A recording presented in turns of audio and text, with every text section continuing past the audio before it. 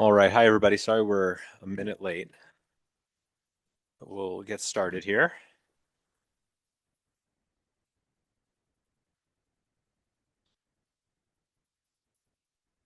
Okay, so we will call the meeting to order, and the first item is the approval of the agenda. May I have a motion to approve to consider the agenda? Motion? And is there a second? Seconded. Thank you. All those in favor of, well, is there any discussion? I know we have maybe a question about the agenda.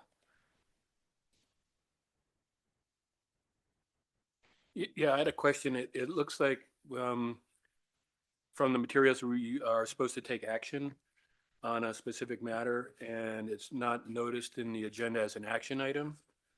So I'm not sure what we should do, is whether or not we should amend the agenda or put it off until the next meeting.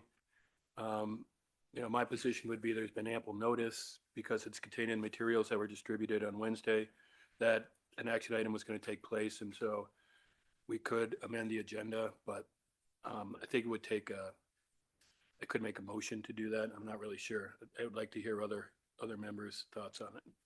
Yeah, and so my opinion is that we can amend the agenda to note that in this agenda as an action item. We've discussed it, and I think there's been enough discussion that I feel comfortable taking a vote on it tonight, but it should be in the correct part of the agenda. That's my opinion. Does anyone else have a feeling? I do.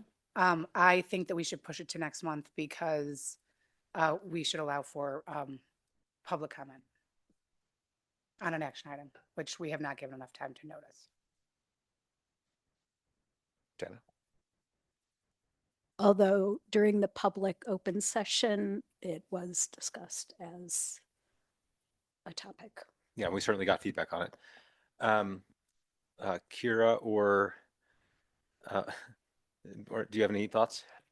I'm curious exactly which item we're talking about. Sorry, we are talking about amending our handbook. The handbook. Yes. And I guess for the benefit of those in the gallery, there's a item on our agenda tonight to amend the handbook to codify 3 minutes per speaker with no restriction, which is already what we do in practice, but we're just codifying it. So, Mike, what do you think? Do you want to make a motion? Or Jenny, do you want to make a motion? I'd make a motion to amend the motion to add an action item regarding the proposed amendments to the handbook. Okay, and I guess, Jenny, do you want to make a different motion? No. Okay. But I would like to ask, is Yvonne joining? Oh, Yvonne is on her way home, and I think we'll be joining online. Is she online? Okay, but we do have a quorum, so we told her that we were gonna proceed. She's aware. Deanna, do you have any further thoughts? Okay. Okay, so Michael, why don't you make your motion? Okay, so I make a motion to amend the motion to amend the agenda by adding an action item concerning the amendment to the handbook. Nailed that. How's that for amendments? Yeah. That's great. And I second that motion. Okay, so and I think the way that Michael stated it was very clean. We can just have one vote in which we would, if it goes forward, we would just accept the agenda with that amendment. So all in favor, please say aye. Aye. Aye. Aye. Any opposed? Jenny? Yes. Okay, so the motion carries. We will make that change. We'll move matter from the board up to an action item. And otherwise, we'll go forward with the agenda as it is stated. With that, let's go to future board tours and items.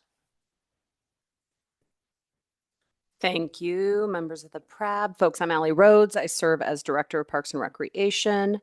For future board items, these are being on one screen is problematic. We are on page 2 of the PRAB packet, if anyone is curious. The items I want to call out for you are the next steps in the conversation. It says City Council will discuss the long-term financial strategy and ballot measure check in mid-June. That date is Thursday, June the 5th, or 25th, sorry.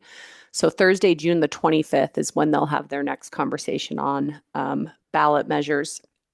And then I also wanted to highlight for you that next month we'll come to you with some thoughts on the annual tour. So for new members, once a year, we hop in a van and we drive around Boulder and show you sites where we have upcoming capital projects. And it really helps to be on the ground and to visualize some of these efforts. And so we'll bring to that meeting our list of proposals. But if you have requests on a project you'd like to learn more about, we would welcome your input at that meeting on July. So this is a heads up that we'll be coming to you for that discussion at the July meeting. I think that's all I need to highlight right now. I will just, I guess, maybe just on the department events of other interest, I'll just note that this weekend is Memorial Day, or AKA Boulder's Best Weekend in my book. So we, across our park system, will be hosting hundreds of thousands of people. No drama, no exaggeration there. So we open for the summer the Boulder Reservoir Swim Beach, and for boating, Scott Carpenter and Spruce Pool Leisure Pools will open. We will host the Boulder Creek Festival downtown here in our downtown park. On the Pearl Street Mall, we'll host the Boulder Expo. On Monday, over 50,000 folks will run through the streets of Boulder. Many of our parks support the event. For example, if you ever see the belly dancers at Sahlberg Park, they are moving complements of electricity provided at the facility there, and that happens throughout the city. So I just want to call out that it's a really big weekend for our team. And then starting in the next week, we will, as school ends for the summer, we will begin caring for and entertaining so many of Boulder's children through our summer camp. So we are entering our peak season. We always look forward. We always say we want to have as much fun as we can, as safely as we can. We have hired hundreds of people to support our camps, our outdoor pools, all of our summer operations, and we're really looking forward to summer. That's all I got tonight. Okay, thanks, Kelly. Does anybody have any questions on these items? And also, I will highlight, because this came up just a little while ago, this is an official time when anyone on the PRAB may ask for an item to be calendared in a future agenda setting meeting. Does anybody have anything to mention or discuss?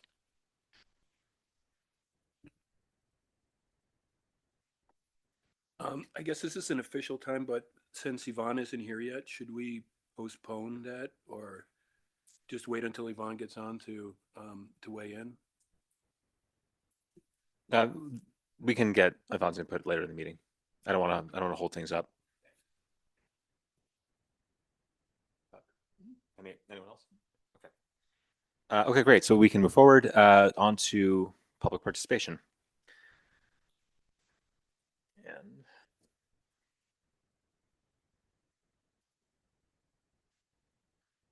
sorry, bear with me.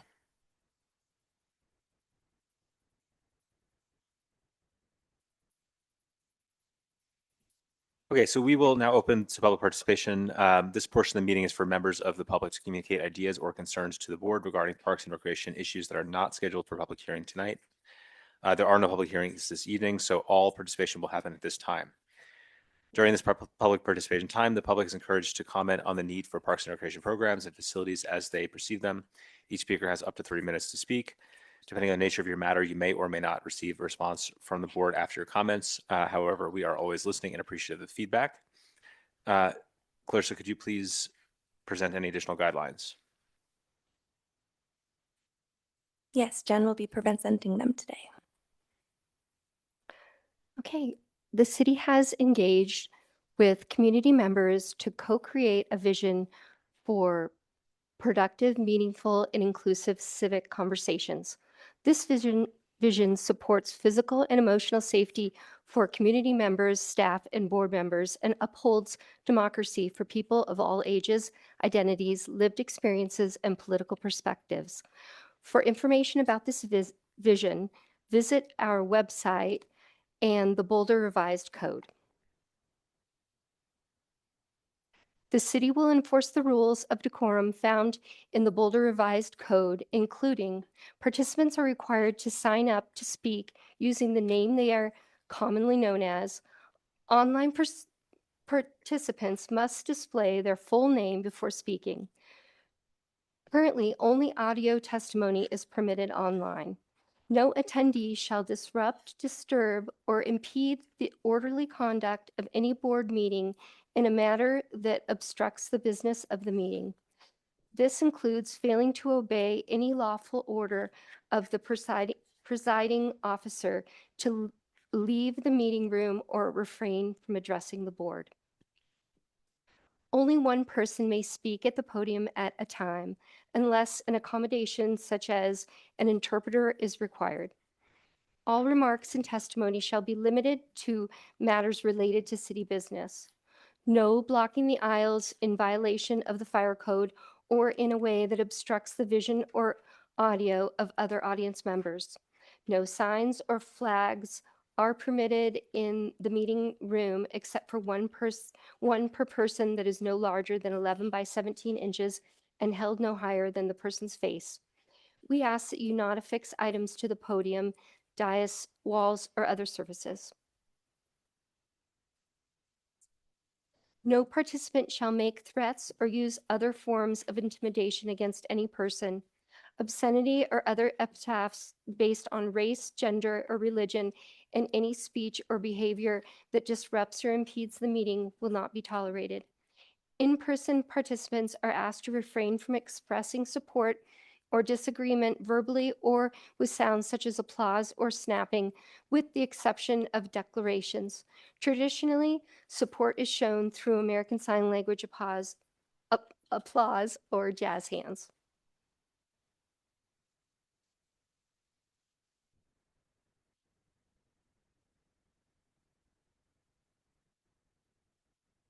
Okay, thank you.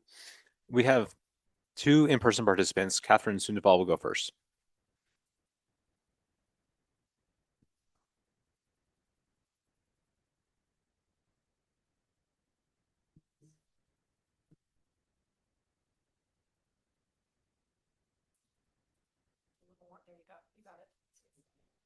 My name is Catherine Sundball. I live on Illini Way among many indigenous named streets surrounding the East Boulder Rec Center and East Boulder Community Park. I am also the local coordinator for the Boulder Botanic Gardens, LLC. For the last few months in various hearings, you have heard from our board members and supporters individually. You heard from the traditional Northern Cheyenne Chief Philip Whiteman Jr. and his lawyer, Nicole Chavez. They told you about Chief Philip's ancestor, Chief White Antelope, who camped at Hogan Pancoast. In 1863, Chief White Antelope received a Medal of Peace from President Lincoln for his successful efforts to create a mutually beneficial coexistence between the Cheyenne miners, farmers, settlers who settled in the emerging town of Valmont. You also heard from Robert Batchelder, who is descended from the family that homesteaded Chautauqua. Robert is also descended from Granville Berkeley Jr., who operated the cannons that were used in the Sand Creek Massacre, where Chief White Antelope and other Cheyenne and Arapaho leaders were murdered in a planned genocide. Chief Philip and Dr. Edward Spivak also spoke separately to you about the importance of the federally endangered Preble Meadows jumping mouse and the northern spotted leopard frogs that live in the Hogan Pancoast critical habitat. These species, along with the cottonwood trees, are sacred to the Cheyenne and are designated as cultural keystone species. Why, you might be asking? When the Cheyenne first came to the South Boulder Creek drainage roughly 200 years ago, they traveled from Bear Butte, South Dakota, looking for a new home.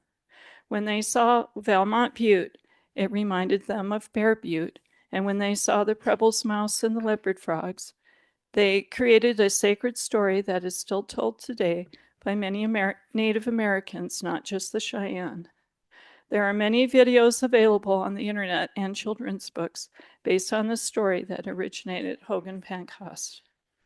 As you can see, we have brought together Cheyenne leadership, soldier voices, important scientists, and neighborhood support to create a beautiful and healing contemplative Boulder Botanic Gardens experience where we all can commune with nature, reflect on the past, and co-create a beautiful future with our Indigenous brothers and sisters. As Edward Spivak beautifully said, this is a project of restoration, but it's also a project of restoring. Okay, thank you very much. Next up, we have Rachel Bloombaum, who I believe is here in person.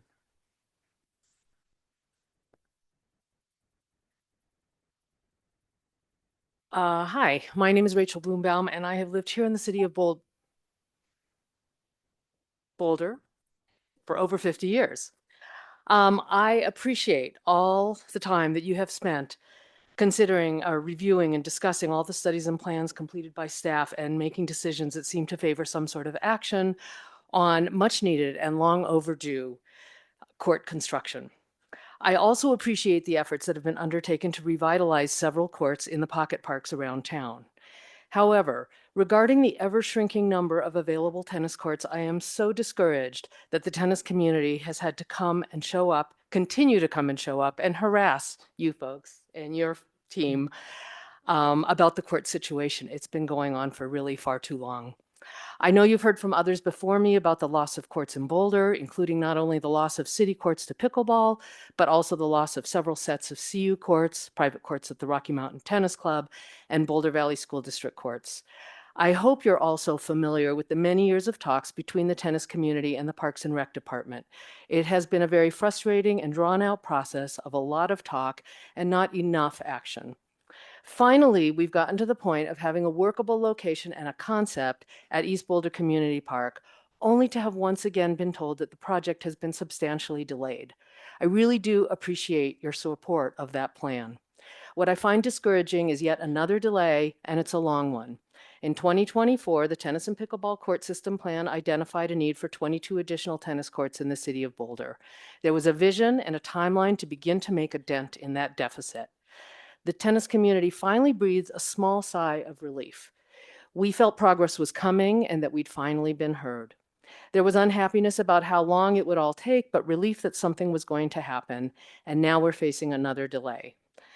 While I'm speaking to you here, hopefully many of my tennis friends are up in Longmont playing in the 58th annual Austin Scott tennis tournament. There's a lot of great tennis being played. There's a great atmosphere, spectators, players, local businesses supporting our cause. You should check it out. It's a great spectator sport. For 58 years, this tournament has been put on by the Boulder Tennis Association, and prior to the last few years, it's always been held in the city of Boulder. Please help us bring it back.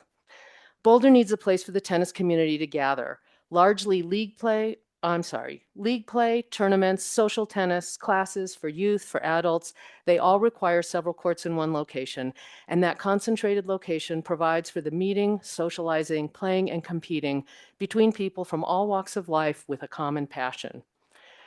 You, the amorphous city, has tested our trust many times over. There are many among us who do not believe that the city will ever serve the tennis community appropriately and provide what has been established as a reasonable number of courts for our community. Please prove them wrong and do everything you can to move this courts project along at East Boulder Community Park so that Boulder will have a home for the tennis community. Thank you for your time and efforts, past and ongoing, for the local Boulder tennis players. All right, thank you. Next, we have Robert Batchelder, who's online.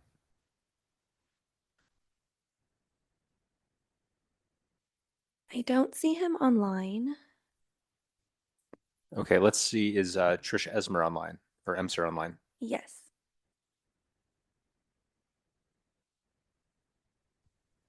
Hello there. Can you hear me? I'm sorry, Trish. Are we good on the timer?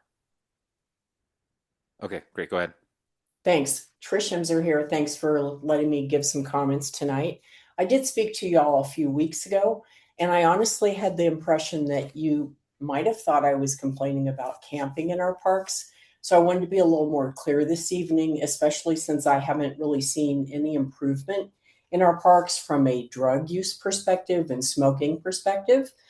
So I did send you all a deck, and just at a high level, as a citizen, I do not feel that our civic area parks are safe for children or adults at this point in time.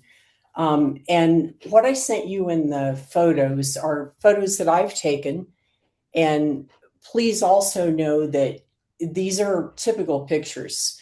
Some of the pictures, for example, on slide 2 of people smoking, and I've circled in red where those are, anything from meth bongs to other types of glass pipes and cigarettes, seem to be a real contradiction with the rules that are posted, at least in the Wildwoods Park. And I do believe it is a park rule that people shouldn't be smoking. So I'm always confused by why this is happening a lot, especially with open drug use. On slide number 3, I've got some pictures of our multi-use paths that are often clogged, especially in this area.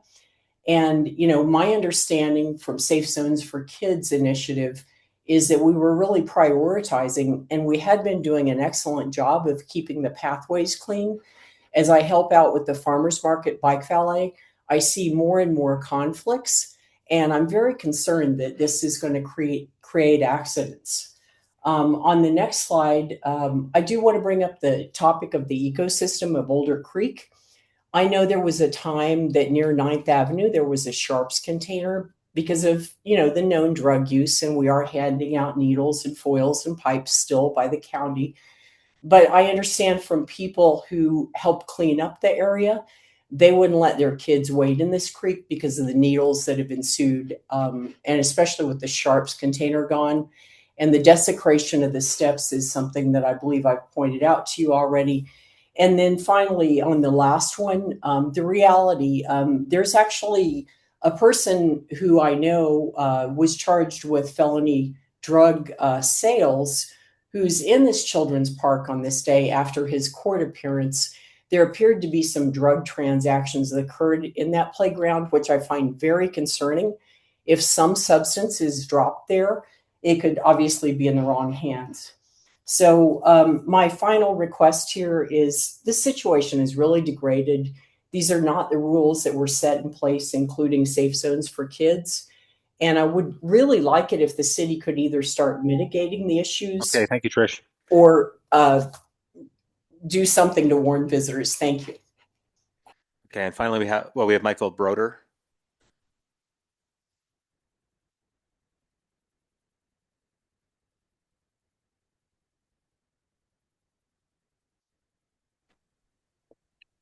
Hi, Michael Broder. I'm a resident of Boulder for 6 years, and like Trish said before me, Safe Zones for Kids initiative and the periodic surges by BPD have had positive effects periodically. But in my view, conditions, and I should have started by saying I want to address safety and security on the paths and park areas. And it's my contention that, and I'm not alone in this, that conditions have markedly worsened. I'm an avid bike rider, but I will not ride on any bike paths within the city limits. I find it way too dangerous. And thus, I don't have any war stories about, incidents or run-ins that I've had, thankfully. A couple of questions come to mind. Why does the city hand out drug paraphernalia and Narcan kits in the downtown area?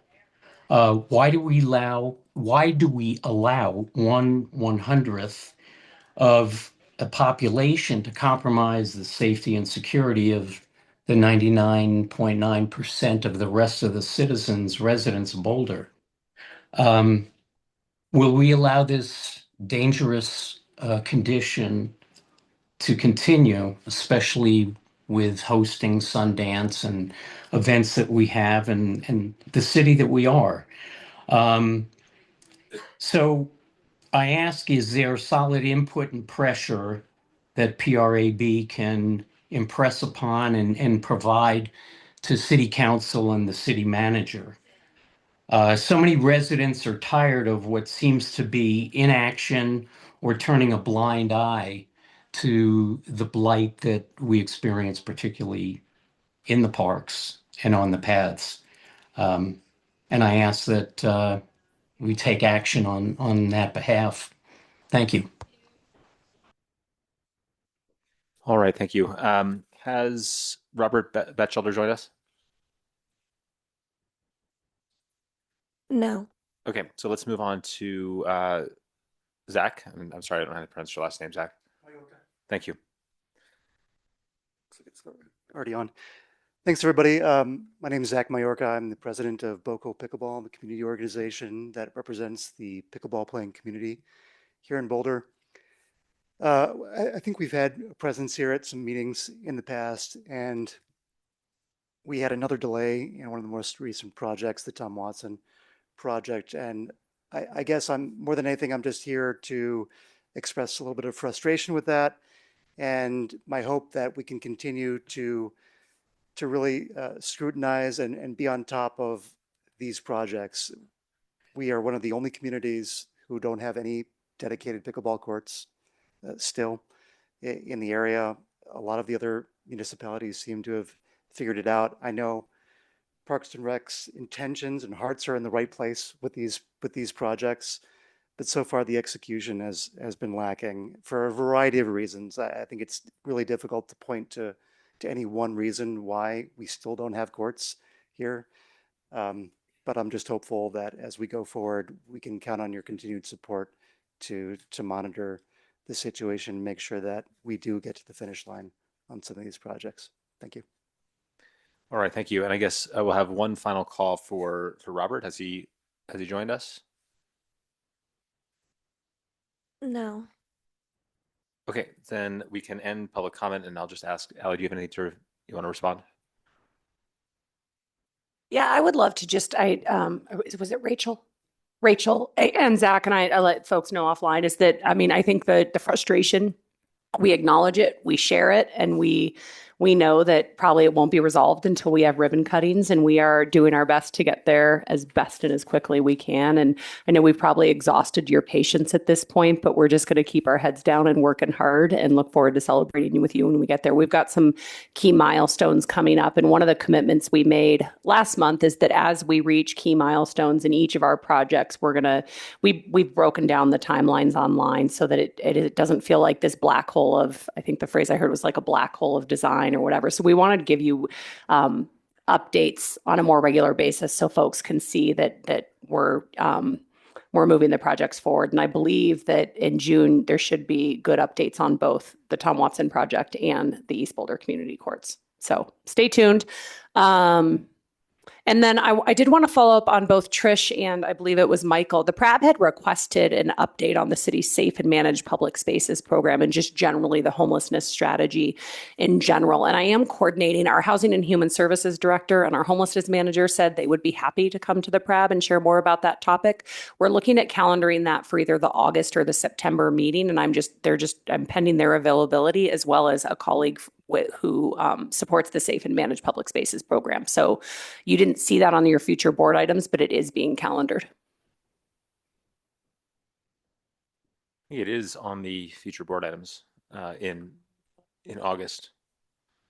Well, I'll note that that's tentative because I'm pending confirmation from both Kurt and Megan Newton and the SAMS folks. It's August or September, and it's still TBD. I'm sorry, I missed that. Okay, well, we'll adjust that in agenda setting.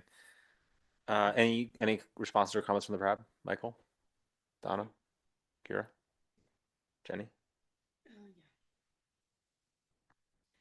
All right. I just wanted to, this is kind of a specific question, I guess, and Allie, or I'm not sure if either one of you can respond to it, but the comment about the city handing out needles, or the county handing out needles on city, I don't know what that is. I don't know the current details and programming, and that I'd be happy to fold that in that update. I'm aware that the Boulder County Works program is what it's called. It's a public health prevention program that does provide tools for safe drug use. It is a way to minimize harm and damage from folks who have substance abuse issues. And I'm not aware of it happening on city property. My understanding in the past is it was done through Boulder County Public Health and in their offices, and there was a place. I can look into it and get back to you. That would be great. Thank you. And then the other comment I wanted to, and the Urban Rangers, is there, I mean, because they're part of the SAMS, they're part of the SAMS program. Is there any particular, have you been hearing from them anything that's specifically about what's going on at the creek currently? I know that their numbers and my own observation show that two things. One is that generally the symptoms of homelessness that we always see in the parks, we are seeing less reports year over year and seeing less homelessness year over year. And every year in April and or May, there is some sort of a seasonal spike that happens as the weather gets warmer, and we are seeing some of that. I have run the creek path in its entirety the last 2 Sundays and have been, one, I want to thank the folks who participated in the Boulder County Creek Cleanup, including our PRAB member, Mike Schreiner. Several of them comment on me that they were surprised at how clean it was and that there really wasn't as much to do as they would thought. And so I want to balance. I hear the frustration. I saw the pictures. I know that there are things happening in the parks that both violate code, that make folks feel unsafe. And I think the city's investment in safe and managed public spaces is showing in a lot of really positive ways. And I'm eager for that conversation in August or September so we can bring you more data and let you know what's working and what challenges we're working to address. Because it's certainly, it's not perfect. It's something that I think a lot of cities are struggling to manage, as are we. Okay. Yeah, I know people have different, experiences down there. I definitely see a lot of things and relate to the pictures that are being shown. So I'm excited for the conversation in August. And then last, the pickleball for Tom Watson. I know that originally that groundbreaking was supposed to be April and then May, and now it's pushed. Can you just give a little update on that? I might ask Mark to pop up, but I think should get permits anytime in the next couple of weeks and we'll be breaking ground. I wasn't aware of another delay. I think we're on the same track we'd been on the last update we gave you. And I think that's what Zach was speaking to, but I don't think anything's changed since April. Yeah, Mark Davison, Parks Planning Manager. We're still on track for the same groundbreaking. I thought it was May. No? We're still hoping for end of May. Could be the first week of June, but Okay. we're pretty hopeful for the end of May. Okay. The permitting process, we're into the final steps of that, and we should hear back in the next couple of Fridays, and then we should be ready to go on the ground. Okay. Thank Thank you. you. That's it for me. I just wanted to express my empathy with Trish and Michael's comments about the homeless situation along Boulder Creek Path. It's a complicated situation with a lot of different city organizations involved, the police. I will also note I ride the Boulder Creek Paths a lot, and it's not just in the parks where these problems exist. There's a lot of places on private land where that happens too. So it seems like it's not exclusively a Parks and Rec issue. I'll just say that I also ride the pass a lot, including I walked a section of it today in the rain, and lots of people trying to stay out of the rain, of course. But I have heard also from the police department at their recent open house that service calls related to homelessness are significantly down from last year, which is, I think, encouraging. Nevertheless, that doesn't make it better for people who don't feel safe using our parks. Okay, with that, why don't we move on to the... Oh, I'm sorry, Yvonne, I forgot you were with us. Do you have any comments on the public comment? No, okay. Thank you. Okay, so let's move on to the consent agenda. This is an agenda item that is a group's routine and informational items that may be approved in one motion unless board members request an item be removed for separate discussion. Board members may either make a motion for the board approval to remove an item for separate discussion tonight, or request the chair and vice chair consider the item for future agenda planning. The consent agenda tonight includes the approval of the minutes from last month from April 27, updates from the director of the Parks and Recreation, Parks and Recreation planning, design, and construction updates, and Parks and Recreation operations updates. I do want to call out, and I apologize, I didn't do this during when we considered the agenda. We have noted approximate time windows for every item on the agenda. We are hoping that we can keep discussion of the consent agenda to about 15 minutes. That's not firm, but that is a guideline that I'm going to manage us against. With that, would anyone like to make a motion to approve the consent agenda? Motion? Seconded. Okay, thanks. With that, we'll open it to discussion. Does anyone, we'll start with Michael. Do you have any questions or comments? No, I don't. Thank you. Dana? Here. Yeah, I have just a question on the snowstorm response. So sad to see all the damage across town. It really truly looked like a hurricane had come through after the snowstorm. I wondered if you could just provide a little bit of context on the damage to like the urban canopy as a whole. Was it just, we lost limbs of different trees? Did this provide any lasting damage to the trees that are in the park system?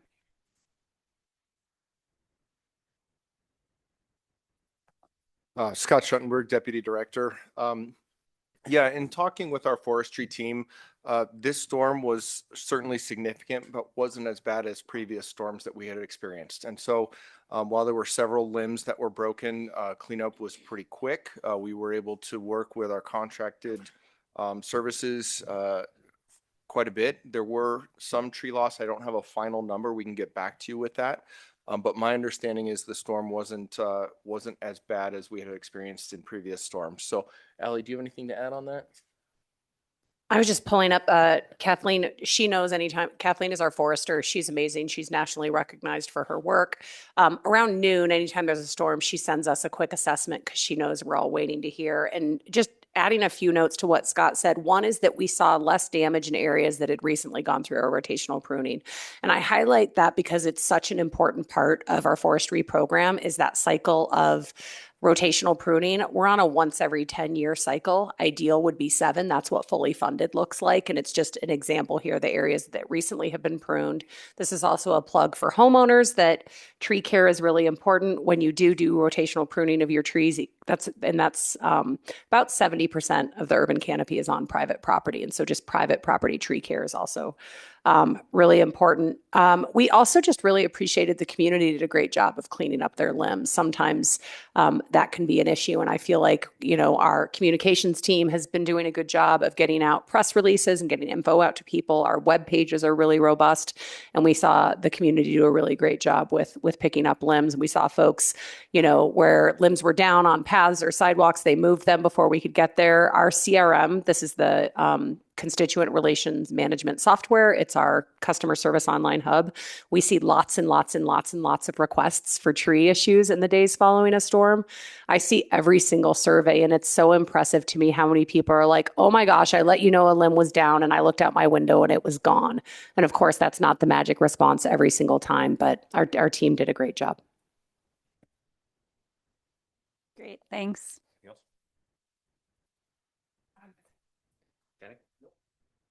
Yvonne, do you have any questions?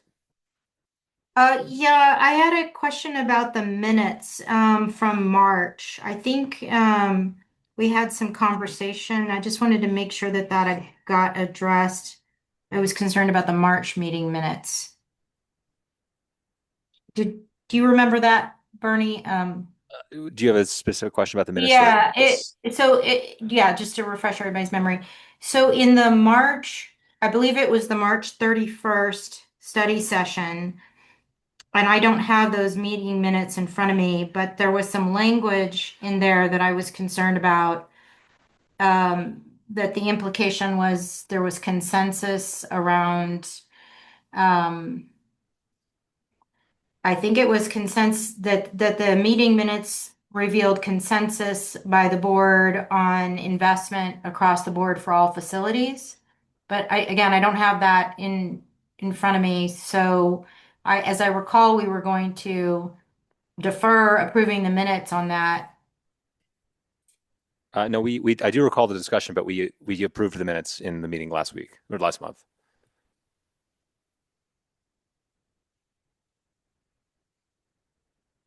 Okay. That wasn't my recollection because I dissented in that, in the language that was used that said there was consensus.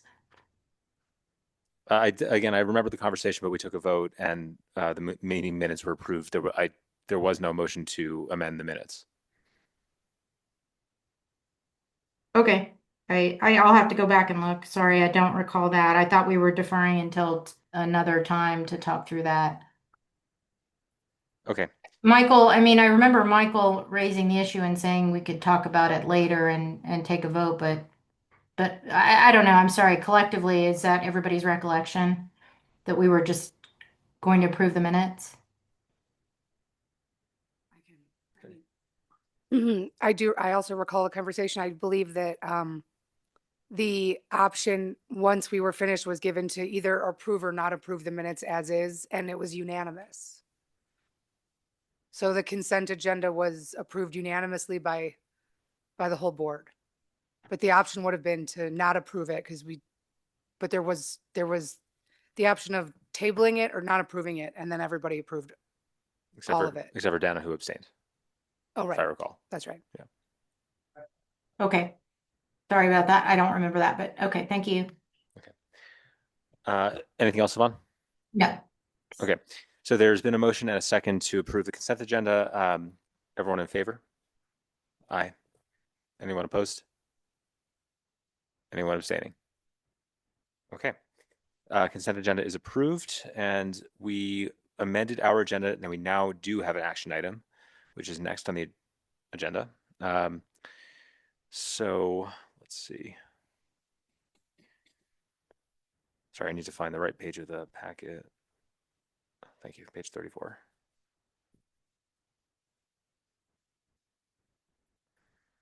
Okay, so this is an item to amend our handbook. This has been discussed in the last 3 meetings, and we've also received some public comment on it. We had considered language for our handbook that might have been perceived to impose, would have limited public input, which we certainly don't want to do here. So there are proposed deletions, which is the speakers must sign up to speak to the board by a certain time before the meeting. And then we will also delete the PRAB may by majority vote allow members of the public to speak to the PRAB at a meeting, even if the speaker failed to follow the instructions for public comment. It has been the practice of the PRAB to allow speakers to address the board, even if they fail to follow such instructions, unless the speaker has repeatedly failed to follow such instructions.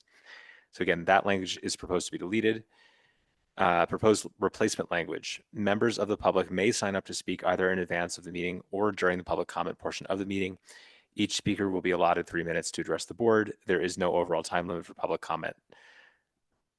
And I will just say that we put that into practice tonight. We had some people sign up in advance. We had some people sign up in person. I think we would all agree it went fairly smoothly. Recommended action tonight is for a motion to approve the amendments to the PRAB handbook as presented in this attachment, which is in our packets on page 34. Would anyone like to make that motion? And then we'll discuss. So, okay, is there a second? A second. Okay, great. So let's take comment from the PRAB. Yvonne, do you want to start this time? Well, okay. Channing? I think it makes a lot of sense. Okay. Jenny? No comment. Kara? No comment. Dana? I think one of the things that I had suggested possibly with regards to wording on the revised text was that signing up in advance was preferred or maybe encouraged to help with planning for the meeting, even though people could sign up at the meeting as well. I do recall that. And I guess you could should propose an amendment to the proposed language at this time if you so desire. Is that something you would want to do? I guess I would be interested to know if anyone else feels that that would be an improvement to the text, or if everyone is fine with the wording as proposed, which is just the use of the word may. Yeah. So your preferred language might read something like members of the public are encouraged to sign up to speak either in advance, or encouraged to sign up in advance, but may also, okay. We'd have to, so we do actually have to write in session if we want to change. Michael, do you have any thoughts? Bernie, I didn't understand your last out. We would have to change the, So if we wanted to update the proposed language tonight, we would need a motion to do so, and then we would have to agree on what that language was tonight, or we could move this item to another month out. would we that was my thought. If we amend the language tonight, do we have to have another session? And in that regard, then I would think that the proposed amendment is outweighed by the need to get it done tonight. So Okay. that's my thought. Mr. Chair, may I offer a proposal? Sure. That's an inadvertent, I think staff also support that language because I think we shared the sign up in advance is so much logistically easier, and we don't want to create a barrier and want to allow folks to sign up night of. And so I don't think any member of the community is going to read the PRAB handbook for how they are to do this. And so you have a couple of options. You could amend and approve tonight as is. We can just make sure the website instruction is very clear that you're encouraged to sign up in advance, and you may also sign up online. So the PRAB handbook is the logistics, but how it's messaged to the community happens on our website. I like that. I mean, I think it's a real practical suggestion. Are you okay with that, Dana? Okay, so that would support going forward with language as written. Right, Hannah? Okay. Well, is there any further discussion? I have none. Yvonne? Okay, so let's take a vote. All in favor of the proposed language, say aye. Aye. Okay, that was unanimous. So the handbook is updated. Thanks, everybody. And that gets us to matters from the department.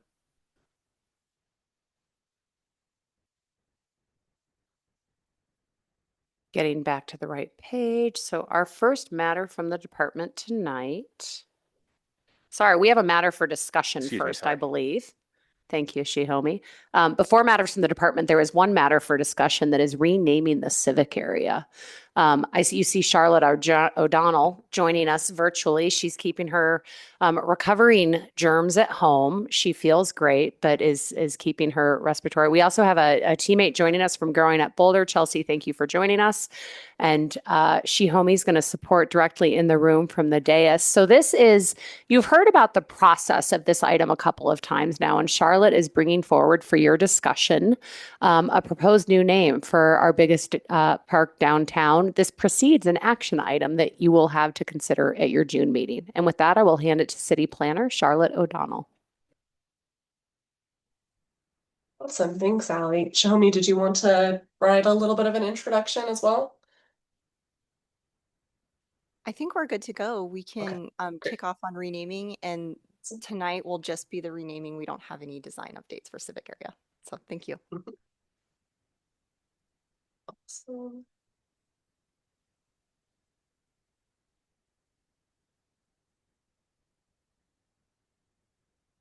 All right. Are you all seeing that okay?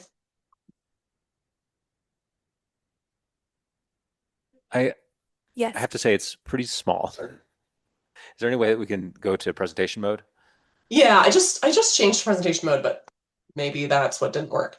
We're still seeing our whole window. Okay, let me try it different way to share. I mean, I think we can see it well enough, but if there's text, we might want to be able to. Yeah, I'll just share my full screen.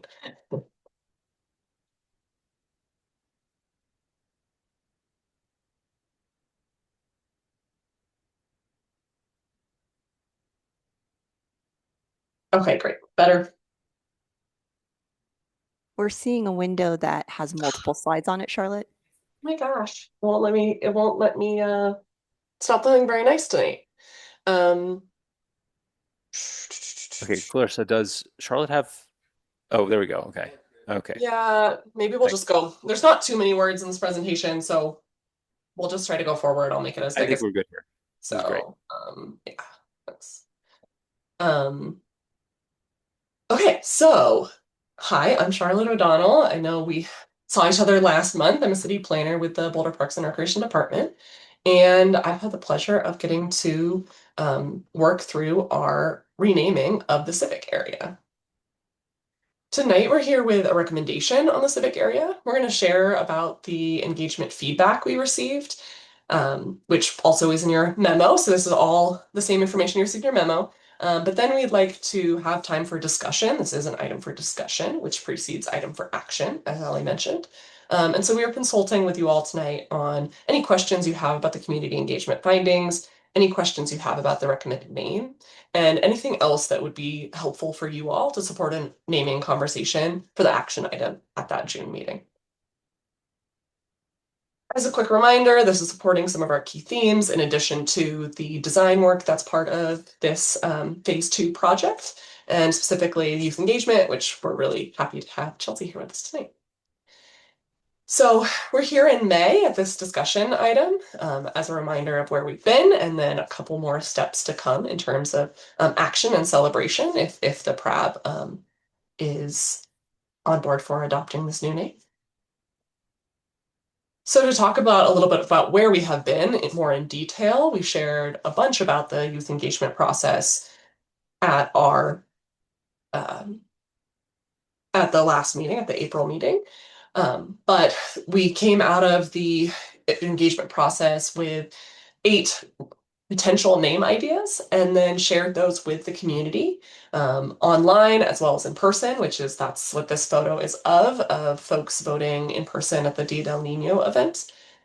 And got a lot of great feedback on the 8 name ideas as well as a few other suggestions through this naming process, and are really excited by the feedback we got with 2 clear front runners, which is a very interesting situation, and actually went in and tried to clean the data and thought surely as we take out duplicates we'll land on a winner, and sure enough there were the same number of duplicates that we saw online for each of those, and they remained tied after that data cleaning process. And so getting almost 300 votes for each of these names, really exciting. And then in third, having a really strong vote for Creekside as well, another name that has to do with our creek. And so that's part of the reason that we're bringing forward the name Boulder Creek Park as the recommended name for this section of park. The 2 creek-based names, we believe, and we also heard this concern from community members directly, including in person and online, that having 2 names that had creek in it may have split the response, whereas the other names were more unique. And we heard many comments such as, my section option would have been Boulder Creek, or it should be this and Creekside, as you can see in those 2 quotes that we pulled. This also is consistent with the overall emphasis and excitement and enthusiasm we've heard for the creek as the key feature for this space throughout the engagement process. So these are a couple quotes just from this responses to these name ideas about why Boulder Creek Park fits this space, but it's a consistent theme. We've heard that not only is it a park at the core of this space, right? There's a lot going on. There's civic uses, there's urban uses, but it's a park at the core, and at the core of that park, or the heart of the park, heart and soul of the park, as one of these quotes share, is the creek itself. And so with that, we also got additional feedback, and other names are going to continue to influence the placemaking of this important park, such as Sunset Plaza, which was the 4th most popular name, and one of the names that our Zonta students came up with, as well as Creekside Park was one of the names they suggested. And that'll continue to influence the colors, the signage, the design, and how people are using the space, potentially programming. We also hear that the concept of peace, or the feeling of peace, sister cities, festivals, and the farmers market are all really important elements, and those will be elevated through the design and placemaking process as well. So beyond just a name, we got a lot of really helpful feedback on the overall themes, and I'll give Dr. Chelsea Hackett, who's here with our Growing Up Boulder partner, a chance to chime in on anything else about how the youth engaged with this process, and Anything else you'd like to perhaps know? Yeah, just I think we're very grateful to have had youth voice at the forefront and really involved in this process. We were able to be very transparent with them throughout that this was demonstrative of democracy. So they would be coming forward with ideas and names, and then those would be presented to the wider community. And we got, I think, a lot of understanding from them that the process was just as important as the final piece. And I do know that they were very excited about the potential of the names like Sunset Plaza and Creekside Gardens, and these ideas of it being like a heart and soul being represented in other ways. And we were lucky to have Rios, who's going to be involved in the design, present during some of the sessions. They actually got to speak with students and get a really deep understanding of what the young folks wanted to see represented in that space. And I wanted to say that something else that was unexpected is Zonta is very close to the civic area, or the Boulder High is very close to the civic area. We started our sessions with a lot of negative perceptions that have been shared tonight as well by community members about the safety of that space and the welcoming or it not feeling welcoming. And we were really pleasantly surprised to see that having a future-oriented view on the space and thinking about what it might be in the future, how it could include all people in a safe and welcoming way, seemed to have a shift in some of the attitudes of the students, even about their excitement to be in that space. So it was a really valuable experience, and we got a lot of great feedback from the students. They felt valued by the city with their voices, and they're excited to see what comes next. Mhm. Thanks, Chelsea. Yeah. Yeah, it was a really powerful experience, and I was glad to be there as well. And I think Rios and the exchange that our designers actually got to have with these students will keep carrying forward as well, and just their perceptions of the space and their excitement around what the space could be. It's a huge part. So with that, I'd like to keep it short and simple and open it up to the PRAB for any questions you have about the engagement findings, about the recommended name, and anything else you might want to support a conversation in June. Okay, members of the PRAB, what do you think, Michael? I was just wondering how many, with respect to the engagement, how many additional, I noticed that the window was opened and after those names were proposed, or the window continued opening. So how many different suggestions did you get, or is that something that couldn't adequately be tracked? Yeah, we didn't do a full final count of the name recommendations. There were around 20 other suggestions, of which you saw, let me go back to this slide. These were, well, Sunset Plaza was one, so and Peace Park was one. Sister Cities, Farmers Market, and Festival Park was some of the other three that we heard. Besides that, a lot of them were often kind of like combinations or plays on some of the name ideas that had originally been put forward. Okay, thank you. Yeah. That's all I have.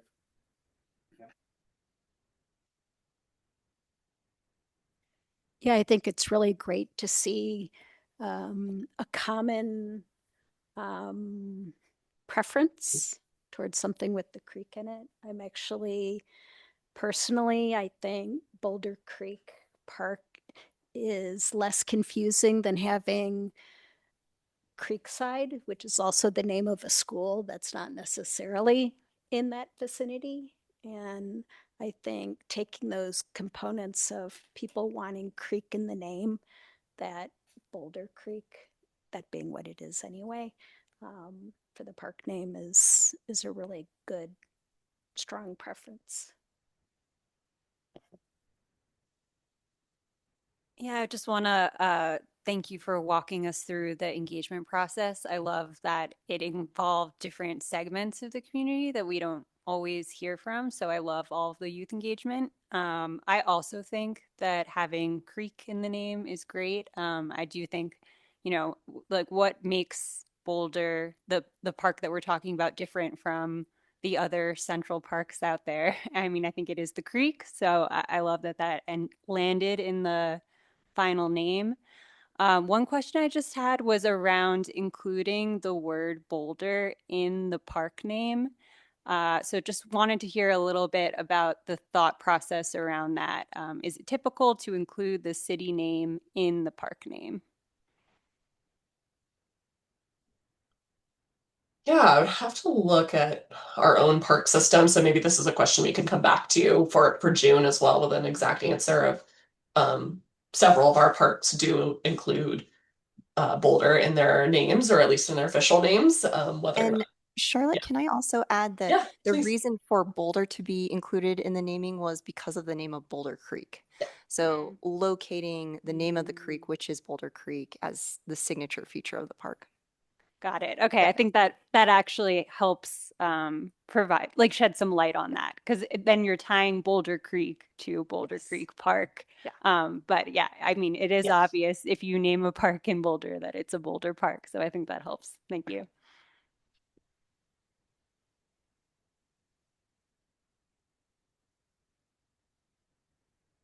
All right. In regard to the questions for PRAB, I do not have any questions about the community engagement findings. I don't have any questions about the recommended name. I'm curious if people will take out the Boulder and just call it Creek Park, since it was Central Park, Boulder Central Park. So I'm curious to see what the community does with it. I can't believe there was a tie. Nice job figuring out how to break it. It wasn't the one I voted for, but I still am very appreciative of majority rule. So let's go with that. And how can staff support a PRAB naming conversation at the May meeting? I don't think that there's anything additional that will need to be done except to write up the motion language, probably. Thank you for all your hard work. I had a couple questions about, just the resolution of the tie and just some general comments about the alternatives. I wondered if there was any consideration to the fact that Boulder Creek stretches for a lot of miles and it doesn't necessarily specify a single location. If I was to name one of the parks in Boulder Creek Park, I think Eben Fine would be the one because that's where a lot of people congregate directly on the creek itself. I was also wondering if there was any weight given to the historical significance of Frederick Law Olmsted doing work in Boulder and also in New York City, and that sort of historic tie between the two cities.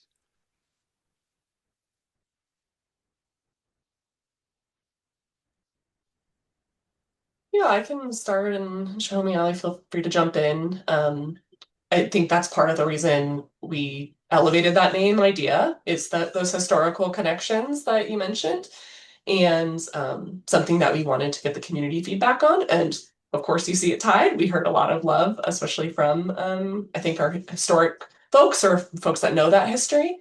But yeah, ultimately also heard a lot of love for the creek.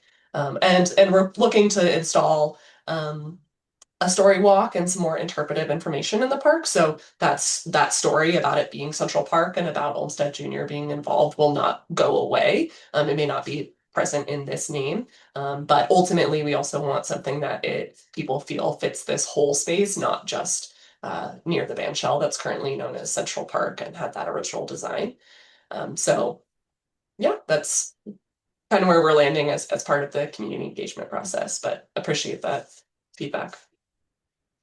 The other thing too that I would add on to Boulder Creek as it transects the whole city is that what we kept coming back to was civic area as it was originally or will be originally known as is sort of cut up into multiple pieces. So areas here, like here by the Tate, behind the library, and then also in Central Park. The one thing that unifies this entire space and the one thing that draws a lot of folks to this specific park is Boulder Creek. And you are right, Eben Jean Fine is also known for a lot of activity with the creek and tubing and such, but it has been in our already named in our system for quite some time. And so we really feel confident that being a central location and a pretty large park is a great influence on that Boulder Creek name that we picked. And then also just to mention what Charlotte noted was the third place front runner for the name was Creekside. And so if you added two names together that the community really felt had that creek key feature in there, technically something with creek in it would have won out.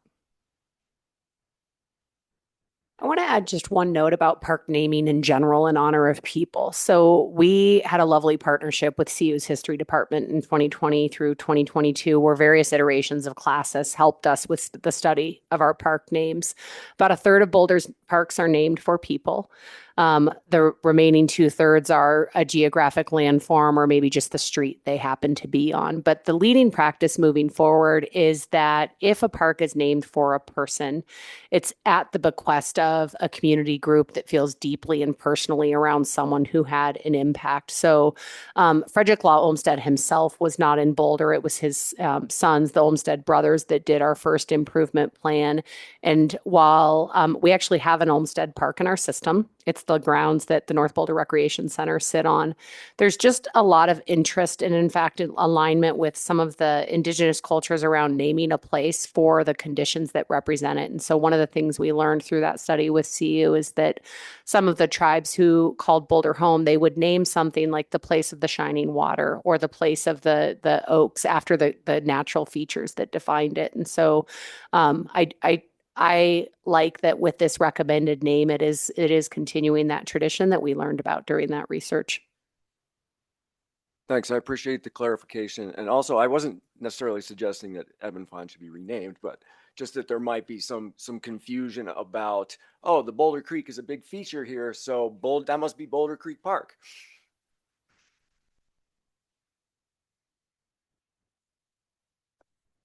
Yvonne, do you have any comments? No, thank you. Thanks to staff for coordinating all the community engagement, but I'm good. Thank you. Yeah, okay. So thank you, staff. That was great. We don't, as we just learned earlier tonight, we don't have a lot of super formal duties here as Pride members, but naming a park is an exciting one. So it'll be great to bring this to a formal vote next month. And with that, I think we can move on to matters from the department. All right. Shihomi and Charlotte, thank you for that. And Chelsea, thank you for all. joining us. Yeah. I agree. Excellent work on the engagement. We're going to do a transition up here on the dais. So this next item, I'll just bring folks back to the April meeting. We had your budget orientation and 2027 budget development kickoff scheduled. We ran out of time and we kicked that to this meeting, which means Jackson gets to be here in person. And he is so excited because he was really sad to have been in Croatia when this was originally scheduled. So I'm welcoming up here our business services manager, Jackson Height, and our senior budget analyst, Stacy Hoffman. And I want to let you know that if I talk to other directors, both in the state and around the country all of the time, and they are all jealous of what we can do around our budget strategy and analysis and our fee work. And it's because of these folks to my right. And I'm super grateful that they're on our team.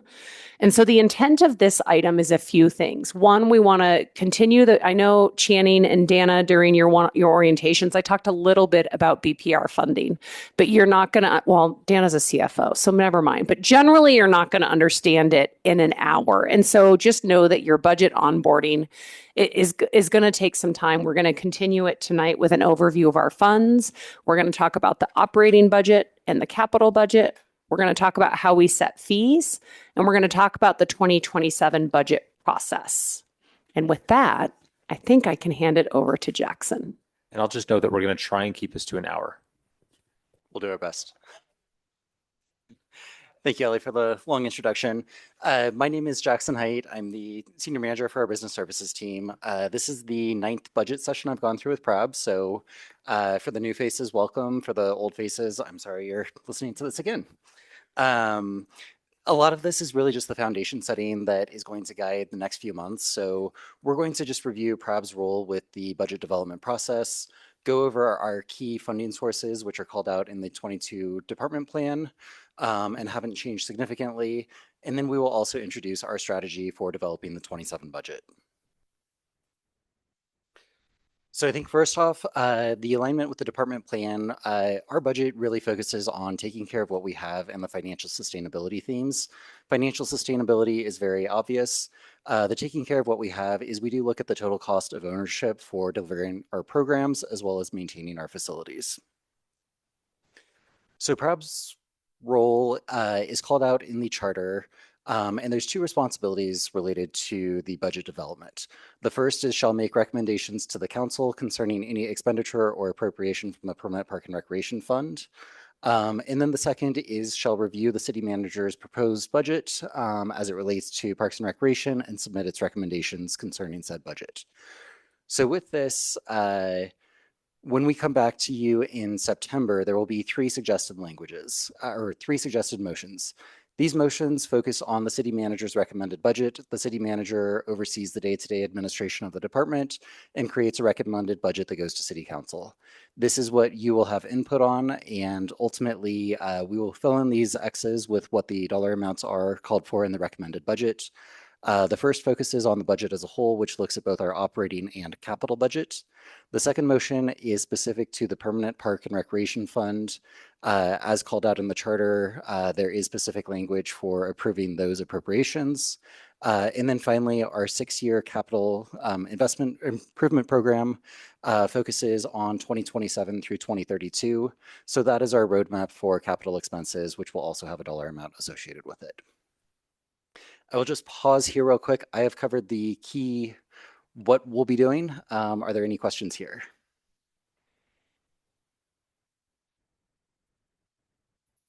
All right, we're going to go over funding sources now.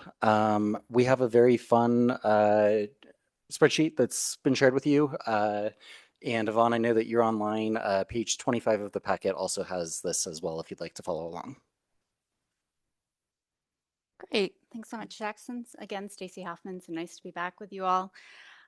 We are going to really review our funding sources at a high level. As Jackson said, we are very fortunate that we do have multiple funding sources in which do support our operating and our capital expenditures. Just to give a really just quick look at what you are looking at. So your second copy, since I think we gave you one last month as well. This really just highlights our 5 main funding sources, and then we did put in some other capital funds. Across the top, your summary of sources of funds is the revenue that is allocated to the department to spend. This is based on our 2026 approved budget. And then the secondary set of pie charts along the middle here, this is our expenditures. Sorry, just Stacy, looks like Channing did his homework, but nobody else has a handout. Were we supposed to have? Yeah.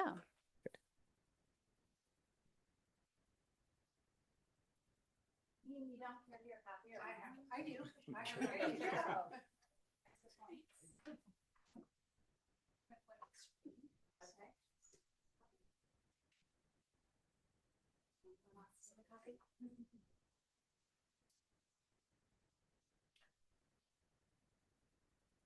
Great, thanks so much.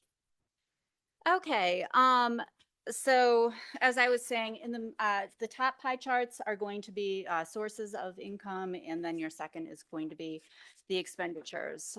In our first column to the left, and also on the top of the slide, the first fund that we are going to review is the general fund. This is a governmental fund which accounts for the revenue and expenditures across the city. It is basically supports for Parks and Recreation, our forestry department.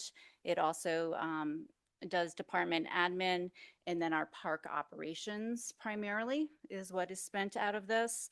The general fund is made out of sales tax, property taxes, fees, and then other fees. And it is allocated during the budget development process every year, and it is approved by City Council. So we do have spending out of this fund for those areas. We also do take a subsidy transfer to support the Recreation Activity Fund, which is another fund that supports the department as well, and that is for community benefit programming. Is it okay if we ask questions? Yeah, go ahead. Please ask questions. Okay. As we go through All this. right.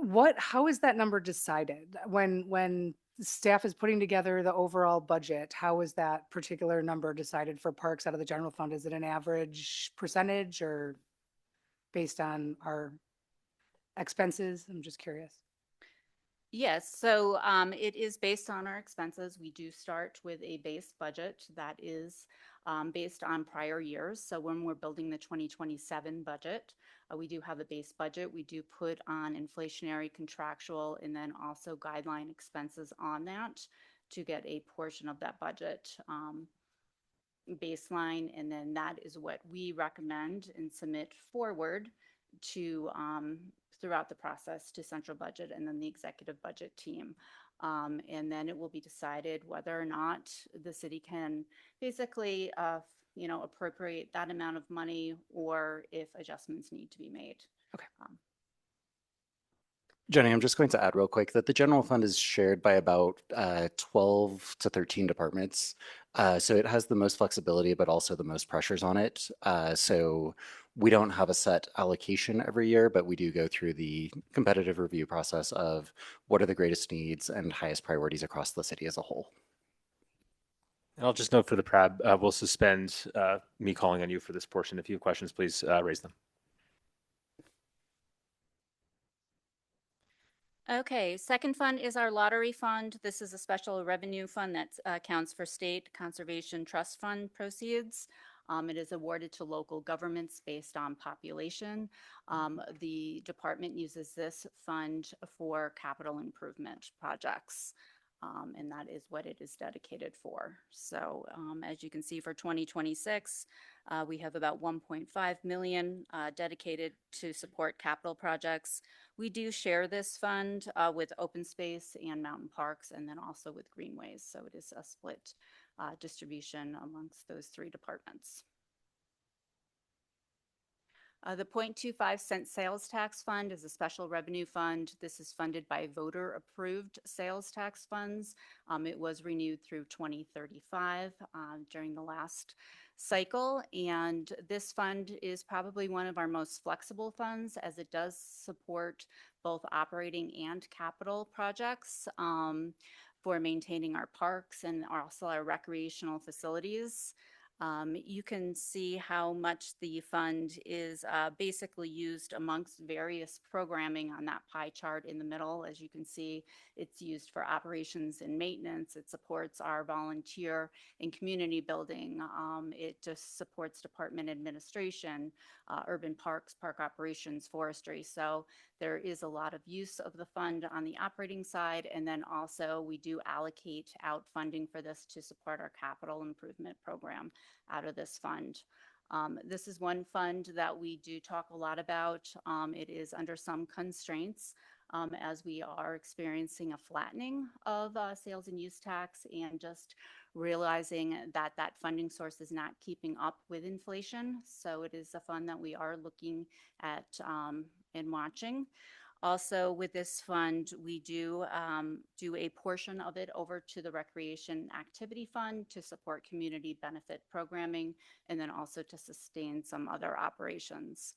Up on the slide, it's just a great graphic, I think, too, that just shows how much we do receive. This is dedicated to Parks and Recreation, so we do get about 3 cents for that, and it is a fund that is exclusive to parks. The recreation, any questions? Yeah, I have a question on that particular revenue generator. It looks like the summary of uses of funds was actually higher than the source. Yep. So what happens in a situation like that? Yeah, that's a great question. You're going to see that across fluctuation across the 0.25, the Recreation Activity Fund, and then also the Permanent Parks and Recreation Fund. And a lot of that is really driven by our capital expenditures. So in some years, we may have higher expenses that are appropriated within that budget year above the revenue we're receiving. And then we may save up, right? If we have a larger capital project coming down the way, that we may not program all of that money, build that capital, and then put it into those projects.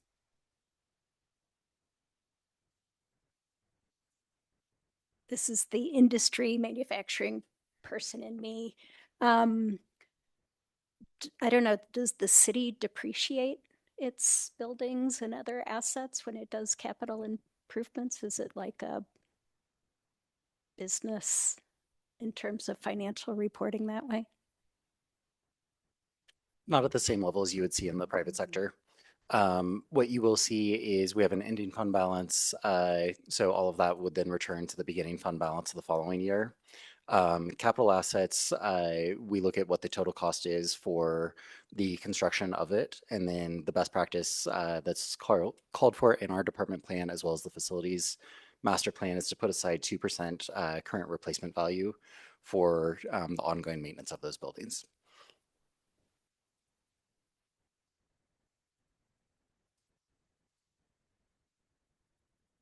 I can't believe I'm asking this question for the first time after all these years of reporting, but 25% sales tax, and this is just because I'm looking at it this way, 25% sales tax fund, but it's 43 cents. 0.25 0.25. So 0.25 Of a penny. of a penny. of the penny. So 43 cents is what's collected. I'm struggling with the Yep. math. So this chart right here is for every, if we just look at for every sales tax dollar collected in Boulder, approximately 43 cents is goes over to the city of Boulder. Okay, that's shared amongst the general fund, the community culture, resilience and safety tax, transportation, open space, arts, culture, and then out of that, what is dedicated for the tax approved fund by the voters for Parks and Recreation is about 3 cents of that 43 cents that's coming in. Okay. The rest of it then goes to state of Colorado. A lot of it does fund Boulder County and then also the RTD. Okay. So This is just a detailed question, but I'm curious why in the source of funds, Valmont City Park shows up contributing $80,000. yeah, so actually Valmont City Park, for being, a free park, does have slight revenue generation. And that is really with a lot of community partnerships. So they do rent out space for camp and do some of the programs in which fees are charged for that usage. And then they do some revenue share with some programs, so bike parks in the summer and such. So that is why they generate about 80,000 a year. And why does that end up in the sales tax fund instead of like a use fund, like the Yeah. recreation activity fund? Yep.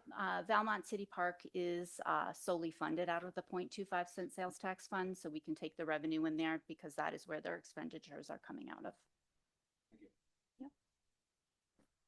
Does anyone else have any questions while we're Yvonne, do you have anything? Nope. Jenny's still. Stacy? Yeah, Jenny, are you okay? Yeah, we can talk. Okay. It's my own brain. All right. Sorry. So are there other opportunities? For example, you brought up the one on Belmont Park and organizations that rent the space or something like that. Are there other revenue generating opportunities out there? Like I'm thinking to your point on the tennis tournament in Longmont. And to me, that seems like that's a revenue generating opportunity.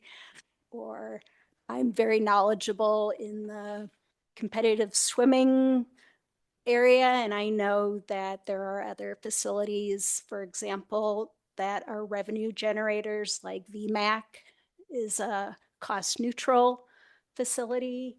Are there more of those that we don't necessarily see here transparently, or that we can be taking advantage of to help fund some of these facilities and operations? We're going to get there on the next slide. The Recreation Activity Fund is where the majority of our user fees come in. Across the department, we have about 900 different fees that we charge annually for everything from youth programming to older adult programming. It includes all of our rentals, membership fees, third-party reimbursements from insurance companies. So in August, you will get an overview of some of those 900 fees that we are proposing adjustments to. We have a fee policy that guides all of our fee setting, and then the majority of the fees within Parks and Recreation are set through a city manager rule. So we'll talk about that a little bit more tonight and then do a deeper dive on it in August.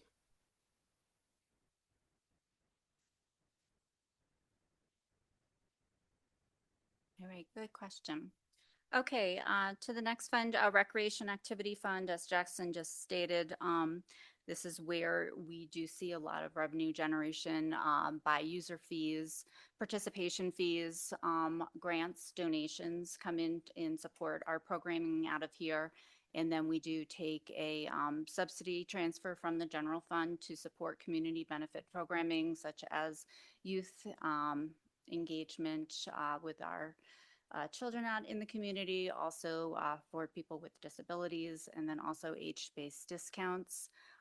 This fund really supports operating recreation, the reservoir, and the golf course services and programs out of this fund. That is a fund that we do look at very close, being quasi in enterprise. So we do like to see that this fund is generating the revenue to also cover its expenses. In the most recent years, starting in 2024, we have been taking a subsidy transfer over from the 0.25 sales tax fund to support community benefit programming, and then also our sports turf operations there. So that is really the Recreation Activity Fund. Questions on that fund?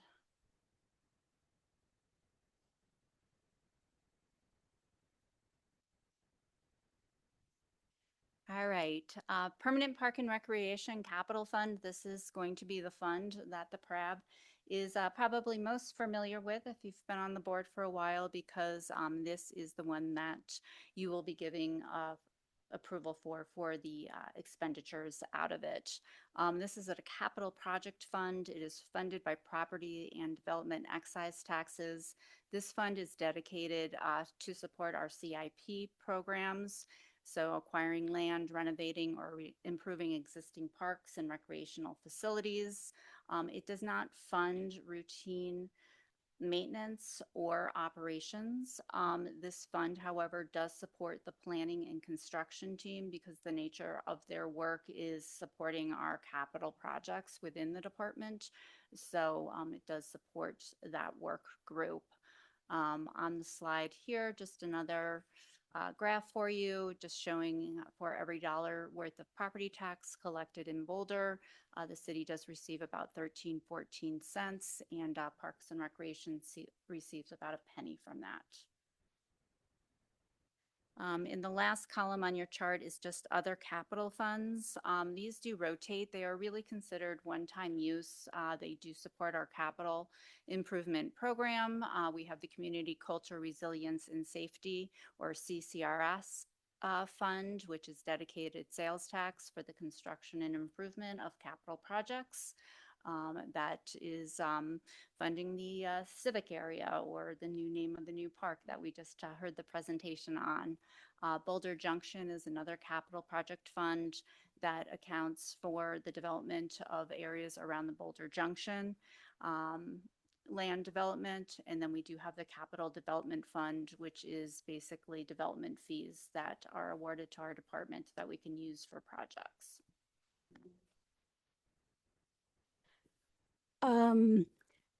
Does Boulder, the county, do TIF or tax increment financing districts exist here? I'm thinking of areas that need redevelopment for revitalization. Is that something that's used here? I'm from Chicago, so. Currently, we don't have a TIF. Something that's under exploration by the city as a whole is the Downtown Development Authority, which would look at increased property values to offset operating expenses. So that's still in the exploratory phase, and I believe It's coming to you in June. You'll get more information on an update on the DDA process and just kind of an update on all things downtown.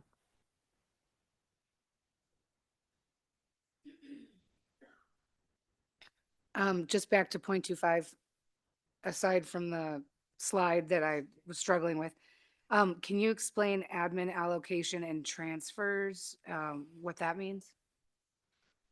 Yeah, absolutely. So we do have a cost allocation, and it is actually paid out of two funds, the 0.25 sales tax fund, and then there's a small portion paid out of the permanent park and recreation fund. And that is basically what we pay for internal services with the city. So to support IT, HR, also legal services. So that is a allocation that is split amongst all the departments, and depending on what their funding sources are, they will pay into the overall central services of the city. As far as the transfer portion of that is concerned, that is the subsidy transfer that has been going over to the Recreation Activity Fund for the community benefit programming. And then also just to help offset any costs, we do have one that is ongoing that is programmed into the out years for the community benefit programming. And then we have a conditional transfer that we may program in for a couple of years. And then it's really kind of stepping down over the next couple of years too, down to 0. And then we were, when we were in earlier, we talked briefly about the Permanent Parks and Recreation Fund, and Bernie had asked a question about it and you sent it. Is this now the time, or are there different slides? that will- I was thinking it would come up on the consent agenda with the overview of the council conversation, but now is perfect. So Okay. Thursday night, City Council discussed potential ballot measures for 2026. Two are advancing that are relate to Permanent Parks and Recreation Fund. One is an expansion and an increase. Sorry, not two, one. There is one ballot measure being pulled that would look at two things. One, expanding the uses of this. So right now it's limited to just acquisition or development. So we cannot use it to plow snow. We cannot use it to mow the grass. It's only a permanent improvement. So largely this is where you see these fundings fund our planning team and capital projects. So the expanded uses would include parks and recreation operations and other underfunded needs in the city. So it would expand the use, and the proposal that is being pulled is to increase it from 0.9 mils to 1.352 mils, which it would generate an additional $6.6 million a year in funding. So those, if you get a phone call from a pollster, I hope you pay attention carefully. Ellie, I'm sorry. Can I ask a quick question on that? Can you hear Go me? ahead, Yvonne. Oh, yeah, I'm sorry. Ellie, I'm sorry. Could you slow down those numbers just a little bit? I was trying to write that down, what you just said, how much that would increase. Yeah, and I'm going to pull up the slide from council on Thursday night to make sure that I have it accurate. Because I was glancing at it quickly before. Here we go. So to go to 1.352 mils would generate 6.6 million a year.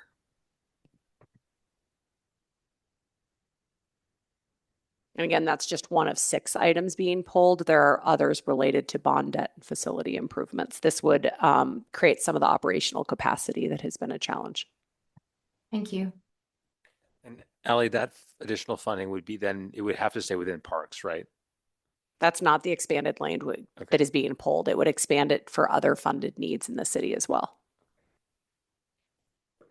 So part of the conversation that we had last year was when we were potentially talking about undedicating funds like this. Is that still on the table according to those conversations? So the language that is going to be pulled and that was supported by City Council on Thursday night is an expansion of the use. So it's still fairly dedicated. I don't remember the final language being pulled, but it's still all the current uses. So acquisition, improvement of parkland, park and recreation operations, that's an expansion. And then I don't remember off the top of my head, but they will also pull are there other uses that folks would support. Okay, thank you. So that would remain within the Permanent Parks and Recreation Fund, which is under the province of PRAB then? What is being pulled is that it's renamed, and it doesn't have a jazzy name at the moment, but it would be something around healthy, socially thriving, and safe. So it's trying to address those underfunded needs in the So it'd be city. a different fund then, not a permanent parks. So what I'm asking really is, would the extra 6.6 million be within the province of PRAB to approve or not approve the spending? What is being pulled is that the administration of it would change also. And so it probably would not all be under the purview of PRAB because all the uses would not be parks and recreation uses. Okay, thanks. So it is undedicating. Ish. Okay. It's But there could be some years we. It's a loosening of Right. it from just parkland acquisition and improvement, right? So park and recreation operations is a part of it. as are, and I'm sorry, I don't have the final language in front of me that'll be pulled, but this is what city council will discuss on June 25th, is what is actually goes on the ballot. So we have the potential with that particular language to lose $4.7 million. I don't see it that way because I think it's pretty widely known how underfunded parks are and how much this community loves parks. I think I didn't want to grab the language that city council discussed so that you can see the way that they're considering it. And I'm looking at their PowerPoint from last week. I also shared with you all the memo. I mean, very specifically, when this originally came up and they did a straw poll, oh, man, I got to go back and look, but I thought that this one was getting pulled out. of the So polling. I want to, what's that? Remember, there's a few steps ahead of us. So first step last night, them deciding what to pull. Next step happening now through early June, polling the community. That input, along with council's policy decision on June 25th, will inform what actually goes on the November ballot. Right, I guess. So it's all in the exploration phase. What Right. they approved Thursday night was, let's poll it. Let's see what the community tells us. So this was a controversy that Tara voted for this, then she pulled it back in a hotline, and then she was going to discuss it, and now, but it's still moving forward. So I want to, Really, that's in the weeds, I understand. well, I just think I think precision matters on a topic like this, right? And so is it dedicating it? And I say ish because there are still very specific uses that are going to be pulled. It's not just general governance in the community won't know what it would be spent on. The polling language is going to be specific about what types of uses folks would support. And that language in that particular pillar of what they were going to pull is a parks, an undedication-ish of parks and open space, right? It is not, there's nothing about open space in this language. Really? Okay. Thank you. There's nothing about transportation. Those are seen to be addressed by the funding sources that they have. It really is about these underfunded needs. This has a little bit been in the back of my mind, but since it was just brought up, is there an area of overlap between parks and recreation and parks and open space that I should be aware of? It seems like there would be, and since they probably have separate budgets, I'd like to know what that gray space is, or Sure. I mean, what I jokingly tell people is that if the grass is mowed, it's ours, and if it isn't, it's probably theirs. But there is a lot of overlap in the services that we provide, and we are, in the name of efficiency and good governance, and at the direction of the city manager, have been looking at where are our services really similar, and where could we partner together. And so, and across the city, right, there's a lot of maintenance functions. Transportation and maintenance has maintenance of the greenways, and they have maintenance of right-of-way trees. So across open space and parks and recreation, the things that are distinct are organized and paid recreation. That is not allowed on City of Boulder open space properties. And so if you see any organized paid activity, that is a parks and recreation purpose. Open space also does conservation and habitat protection. That is not a function that we, while we do it passively, and we actually do it really thoughtfully in places like our golf course is an Audubon site. And we were really thoughtful about how we support birds at our golf course. But other than that, in the Parks and Recreation Department, again, think about like urban parks, active recreation, community gathering, whereas open space really is, and there's charter mandated uses for open space land that a lot of folks in Boulder are really, really familiar with because it's a cornerstone of who we are. We were the first city in the country to tax ourselves to buy open space in the 1960s. And because of that, we have this robust system of 45,000 acres that is the 8 charter mandated purposes. So, and there are things that really don't happen on parkland. Conservation, council actually right now is talking about making it specific that it's also for wildfire mitigation. Yeah. Am I answering your question? It's complicated, but we talk all the time. How about that? And I'm going to suggest that we refocus back on the budget, if that's okay. Does anyone else, Jane, do you have questions pertaining to this? Anyone else on the board have questions about the budget? Okay, let's keep moving then. Cool. I'm going to take this one. This goes over the 5 core funds at the very top and then the 3 alternate funds that Stacy just mentioned. It defines whether it's a restricted use or not, how this fund was created, and basically the intention behind it, whether that's capital or operating. And then we wanted to provide clarity that a lot of the revenue development occurs with the finance department. They contract out with CU, Lead School of Business, to have different economists' forecasts to help develop our revenue targets, whereas more of the expense targets are developed within the department based on our actual expenses, relationships with vendors, and knowing what it costs to operate a system of our size. Going to pause here real quick and see if there's any questions.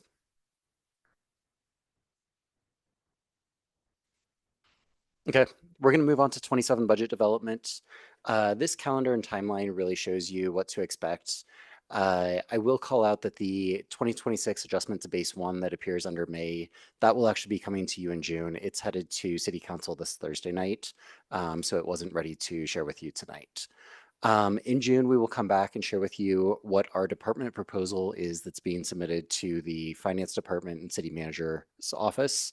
The city has an executive budget review team, EBT, and that's the formal process where every department is able to submit their budget, get eyes on it from other departments, and really look for those redundancies and overlap where services and budget could be stretched further if there's better coordination. So PRAB will be asked to provide input on the budget proposal as submitted. Once again, it is the city charter that the city manager recommends the budget, and PRAB has input on that recommended budget coming from the city manager's office. In August, I mentioned that we will talk through the 27 fees with you. We're not going to provide all 900 fees because there's different mechanisms for setting the different fee policies. We will likely focus on our daily access fees, our membership fees, our golf course fees, and then any fees where we are seeing substantial changes. We go through a methodology called service delivery for setting the cost of our different individual programs and activities, such as youth gymnastics lessons. We generally look at those quarterly to an annual basis, just reflecting that the market changes and there is some timing associated with that that may not necessarily align with a annual calendar year, fiscal year budget as you look at it.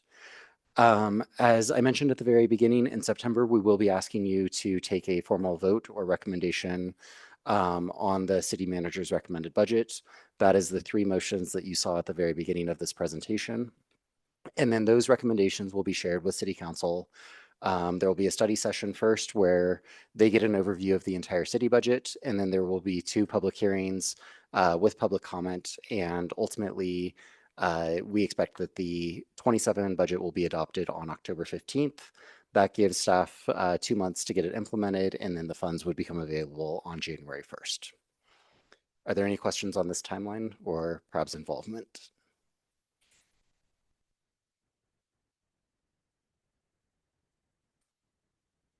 Okay.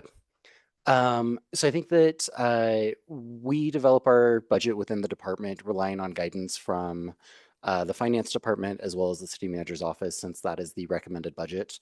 Ultimately, our intention is to create a balanced budget for each of the 3 funds that we have direct control over, while also accounting for all of the other guidelines that exist across the city for cost allocation, the cost of maintaining our buildings, our computer infrastructure, you name it.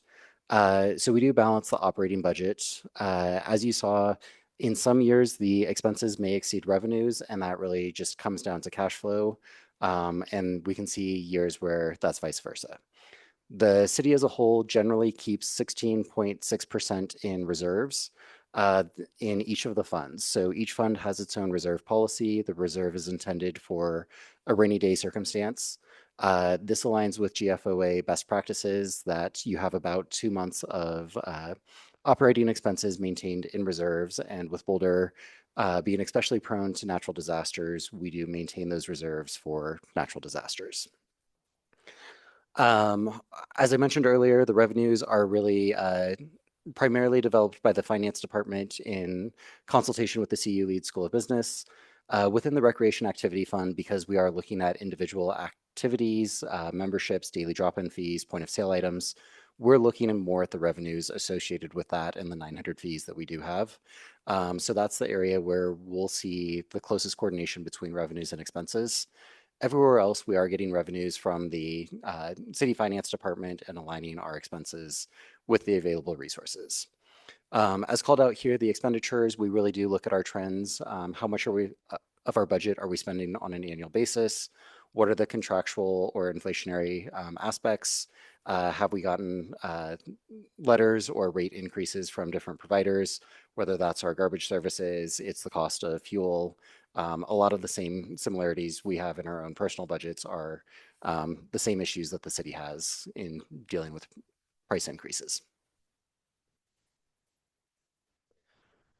So zooming out a little bit, as we develop the budget, we are focused on aligning with multiple different citywide plans. We have the sustainability, equity, and resilience, or budgeting for resilience and equity framework that really guides our decision-making across the city as we look to prioritize the dollars to the highest and best use where there's the greatest impact. With that, the executive budget team is very focused on data-driven results. They're looking at the outcomes and verifying that dollars are going towards areas where outcomes are being met, and that they also align with the citywide strategic plan and the council priorities. Within this, you have heard about the long-term financial strategy. This is looking at 4 different pillars or work streams. It's everything from our fee generation or revenue. It's the flexibility of funding, some of the policy conversations that you were talking about, Jenny. And then what am I missing? There's 4 pillars of it. You've heard it before. It was linked in the memo, but we can provide more information if there's questions on it. Finally, we have the department plan from 22, which was reviewed by both PRAB and City Council. And within this, financial sustainability is the theme that relates most to budget. But each of the 6 themes do talk about budget to a degree. And these are the 2 that we really lean into and review as part of the budget development process. On this slide, we have specific goals called out from the department plan. Focus on existing resources and having transparent financial decision-making. We're pursuing non-traditional funding sources. A stated goal is to have 3% of all revenue received coming in through partnerships, sponsorships, and grants by 2030. And then we really try to prioritize equitable access for community members in need. Can you elaborate, like, examples of partnerships or sponsorships? Yes, absolutely. I think the most obvious one that we have is with Play Boulder, our nonprofit partner.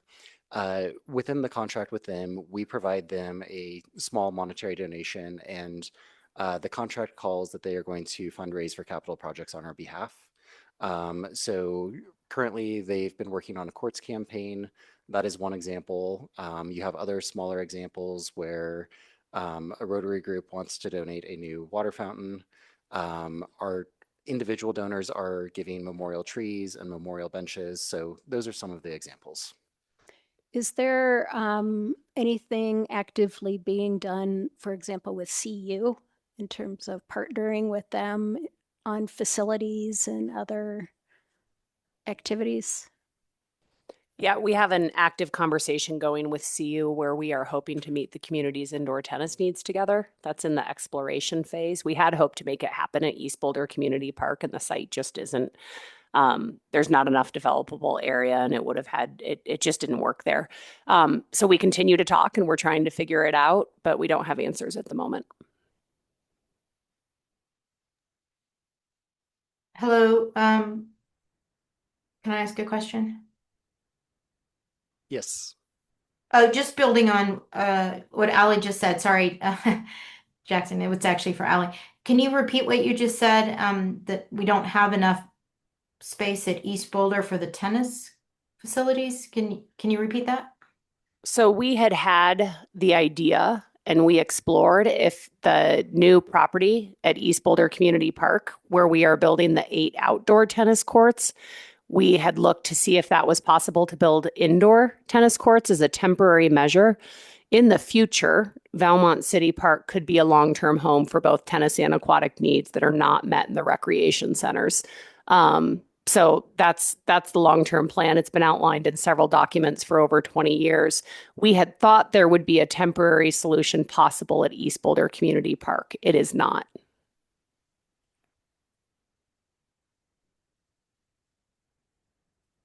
Anything else, Yvonne? No.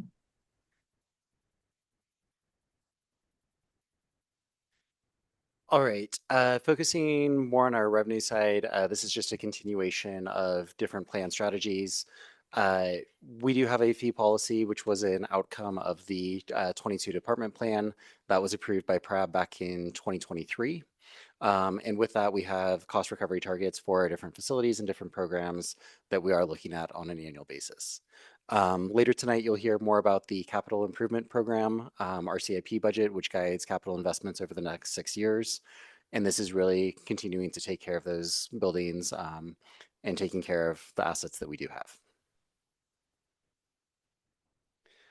So going into the revenue generation side, this is the fee policy that was approved by PRAB. It was one of the recommendations that came out of the department plan.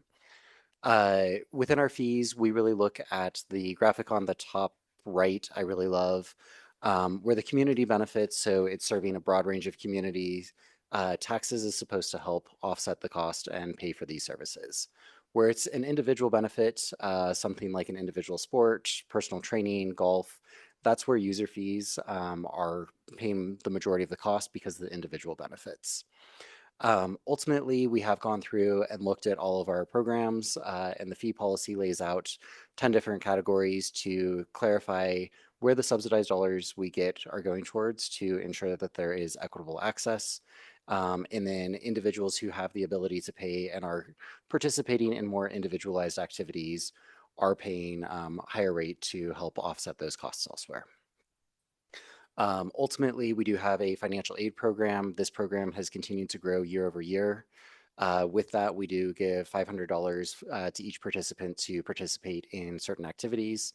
And then eligible individuals also get a free membership pass to the 3 recreation centers, the 2 outdoor pools, and the Boulder Reservoir. So this is a way that we really are focused on community recreation and is how we are different than a private sports club that operates at a for-profit margin. So this is really the benefit of community parks and recreation and something that we're proud to deliver. As I mentioned earlier, the fee schedule is something that comes from the fee policy. This looks at our 900 or so different fees. We'll come back to PRAB in August to provide transparency on what those fees are. The fees are implemented through something called the city manager rule. So these are not codified fees, but do go through a notice period where there is public notice. Individuals can provide input and then the fees take effect. This is a process that we have generally aligned with starting on the calendar year.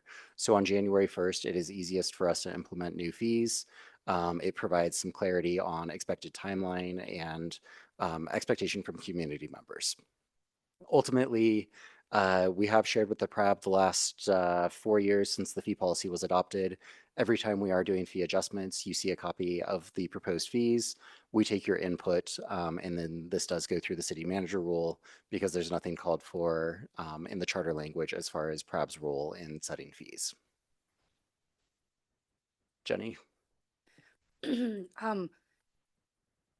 I remember like 2 years ago, there was a like a $500,000 budget shortfall. We approved the budget and then you came back later with the fee policy. Is the fee policy in August? We'll get a sneak preview, and then I know we don't have to approve it, but is any fee increase shown in the budget that we approve? The fee increases that in August, when you're reviewing the proposed fees, those are the fees that we are accounting for in the September budget when it comes back to you for approval. So ultimately, that is us submitting a balanced budget. We may need to, if the PRAB has input to reduce certain fees or increase certain fees, that would definitely change our revenue and expense scenario. that it comes with trade-offs, that if you are looking to reduce a fee, we would need to either reduce expenses or increase an alternate fee. I want to chime in. Jenny, I think you're remembering there was a year where we had a placeholder for additional revenue in the budget. Yes, And right. we said, we're going to generate an additional 500,000. We're not quite sure exactly where we'll come back to with that. And so then in the fall, as we brought forth fee proposals, there wasn't a lot of wiggle room to reduce them because the revenue was needed to balance the budget. Right. That's what you're talking Yes, about. yes, So exactly. you're going to see that more in sync this year, Okay. where the proposed, and I just to say, Jackson just said this, but just to connect the dots with what you're talking about, the budget, the city manager's recommended budget is going to have both the revenues and the expenses, and the fees that you see in August will be the fees we expect to generate those revenues. Okay. So it'll be synced up. And Bernie's going to hate this question, but can you give us any sneak peek on fee? What, I know this is a little bit off topic, but what, I know it's high level, but anything that we can expect coming up with fee increases? Is there anywhere, any big changes? I don't know how Bernie feels about the question, but we're not going to, because the minute we start talking about fees, we want to include the thoughtful analysis, the reasons why. Because if we just start dropping things without all of that, there's chaos and delay in the words of the conductor. So I understand completely. Thank you. I will say when we come back to you, we will have a fee survey, fee study where we have looked at fees for comparable agencies.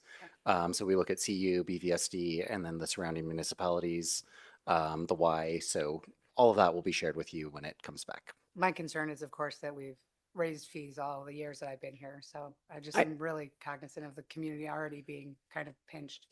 I want to add something on this because, and we'll maybe bring this to you as part of the budget, is, Dana, you asked about where could we be generating money, and certainly there might be areas to optimize and to generate revenue.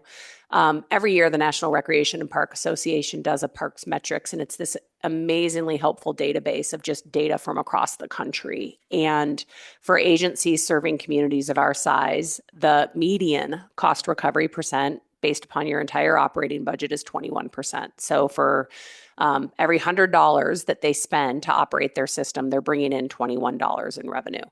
The high number for agencies serving communities our size is about 34%. We're at 39% cost recovery across our operating budget. And so for a public agency, yes, fees where folks have an ability to pay is an important part of it. And we are very cognizant where we're approaching market, where we might be creating financial barriers and addressing that equity purpose that that is the role of public parks and recreation. So I want to call out, it is a careful balance. We do consider ourselves a social enterprise that we can generate funds that could subsidize some of those services, but it has to be carefully done. Jackson, just clarify for me, because you said you do benchmark with nearby municipalities and the Y and other organizations. I thought I read somewhere in the package that happens every 2 years. Is that every year, every 2 years? What's the timing on that? Yeah, I can take that one, since my team is the one that spearheads that market study. So we do use both public and private surrounding municipalities and organizations, and we will do our fee study about this time of year, reach out to organizations and see if they are another municipality in setting their budget, what they are looking at for fee increases. And then we will actually go back at the end of the year and check fees again. So the report actually does get developed 2 times a year. I also like to chime in and say we look at our partnering agencies and the agencies around us all the time. With the changes in minimum wage and the expenses going up so rapidly over the last 5 or 6 years, we've had to stay on top of that. So it's actually really hard, because the second we look at another organization and what their fees are, they're already increasing their fees again. So it's not just what's posted on their website. We're having conversations, contacting different organizations, and really trying to do our best to stay on top of it on an annual basis.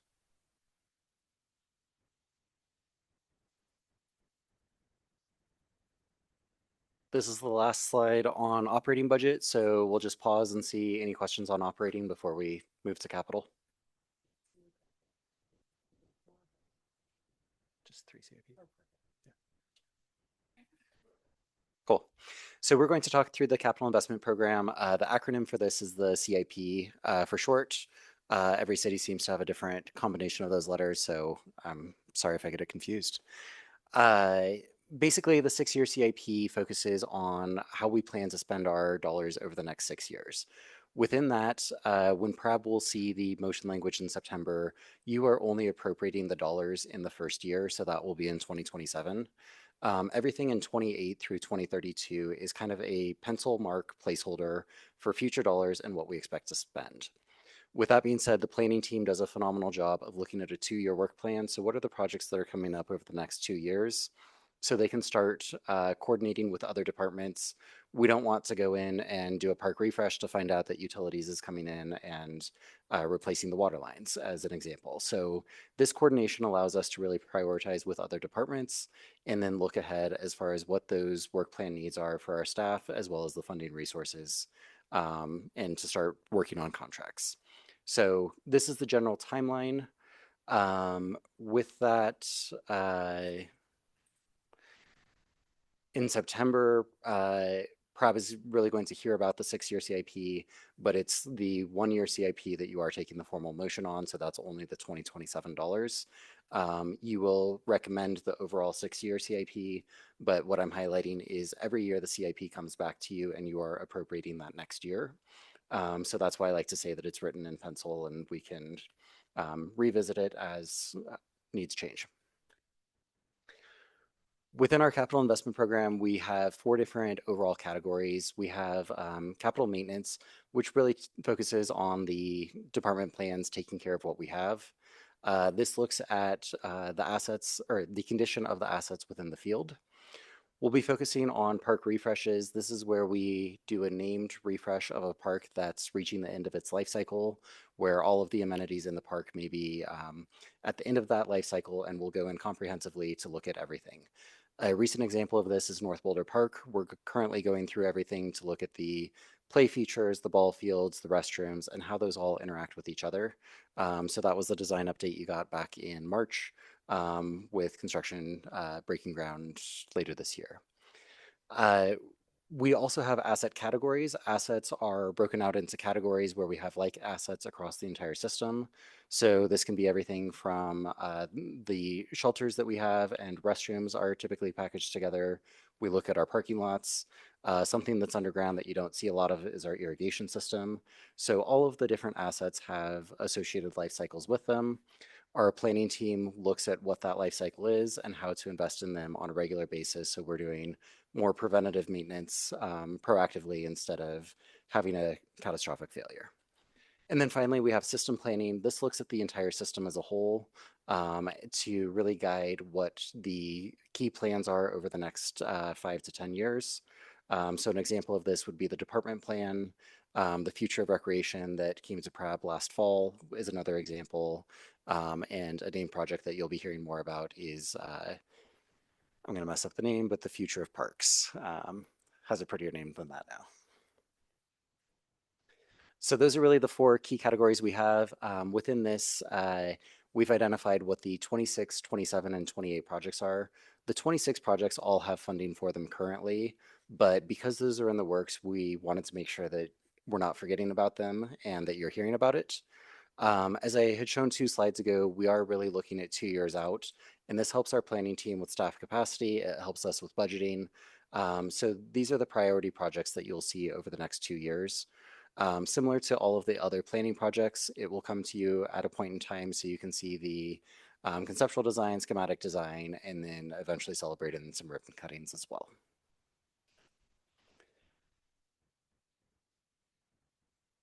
So with that, that is the quick overview of budget development. I will say next month we will come back to you with what the budget has been submitted to the executive budget team.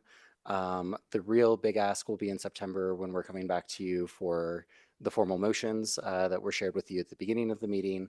And in August, we will share a deeper dive on our revenues and fee projections associated with fees that are called for in the city manager role. So I'll leave the questions up here and turn it over to Bernie. Thanks, Jackson and Stacy. That was very informative. We've been asking questions as we go, but I have a feeling there may be more. Channing, do you have any? So to address that second point, what additional data or information? You may already do this. This is my first year. So it's always helpful for me to see deltas. If something goes way up or something goes way down, that's the most interesting thing to me. And it kind of, so will you guys do that? Yes, we'll have it as a percentage amount and a dollar amount. Beautiful. Thanks.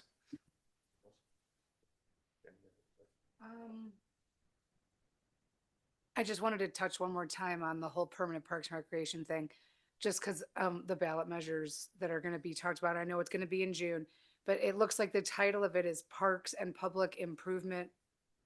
That's what the title, does that sound right to you? Just so I know I'm looking at the right thing.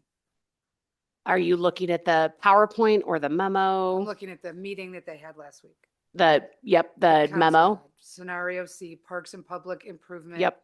Mill levy increase and expansion of use, which would expand the permanent Parks and Recreation Fund mill levy to Yep. support funding for capital infrastructure renovation, replacement, and maintenance projects and or operations, right? Yeah, we're talking about the same thing, that Okay. that the actual name of the fund is a TBD. Is it TBD? Okay, yeah. I just wanted to, I just think that that's going to be a really important thing for us, right? Like, Yeah. I mean, folks have asked me this, like, and you said, even, do you see, gosh, we could lose 4.4 million. I don't share that concern, because I think we have over a decade of data and community engagement showing that there's a need for more funding for parks and recreation, not less. And so I see it as a growing of the pie, not a splitting of it, that I think that can only be a win for parks and recreation.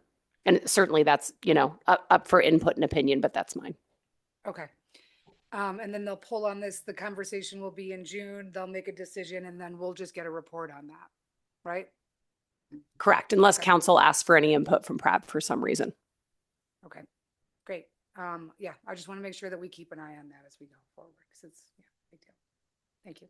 I definitely agree, Jenny. It's there's sufficient vagaries in that title that they talked about that, like, it's a little scary. So I'm glad you're feeling confident, Ally. You have any questions, Kira?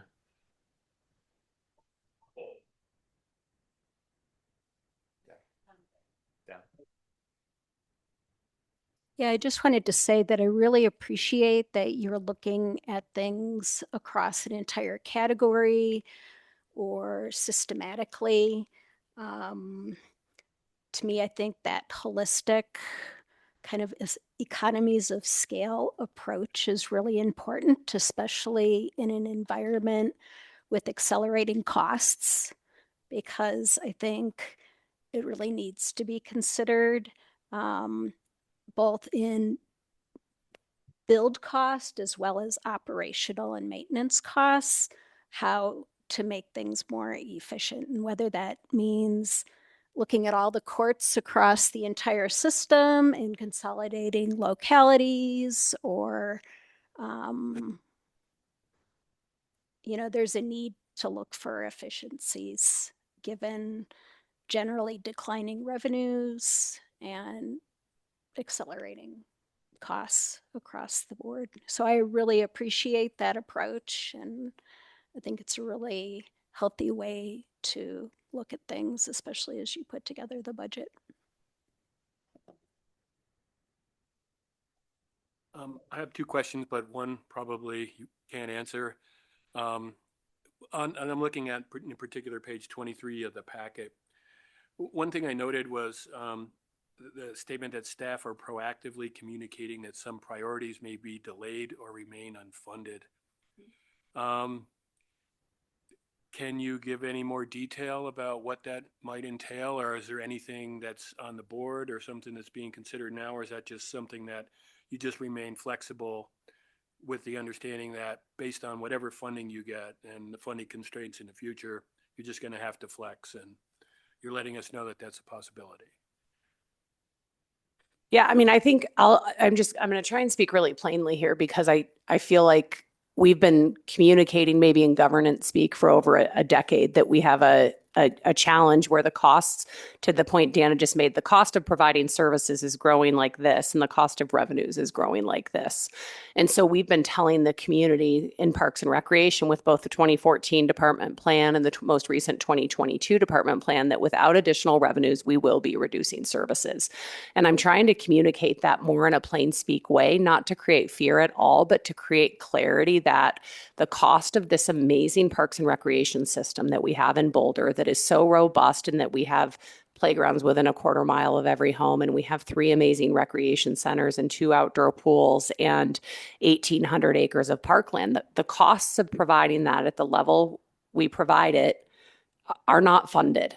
And we are in the place of, we will be proposing reductions with the 2027 budget. And so that statement refers to, there are priorities that the community shares with us. They have priorities around accessibility and around access and around the condition of the parks even, that are not possible within current funding sources. It's an incredible balancing act. And, I really appreciate everything that staff goes through to kind of, maintain what we have, but doesn't seem like it's always going to be possible.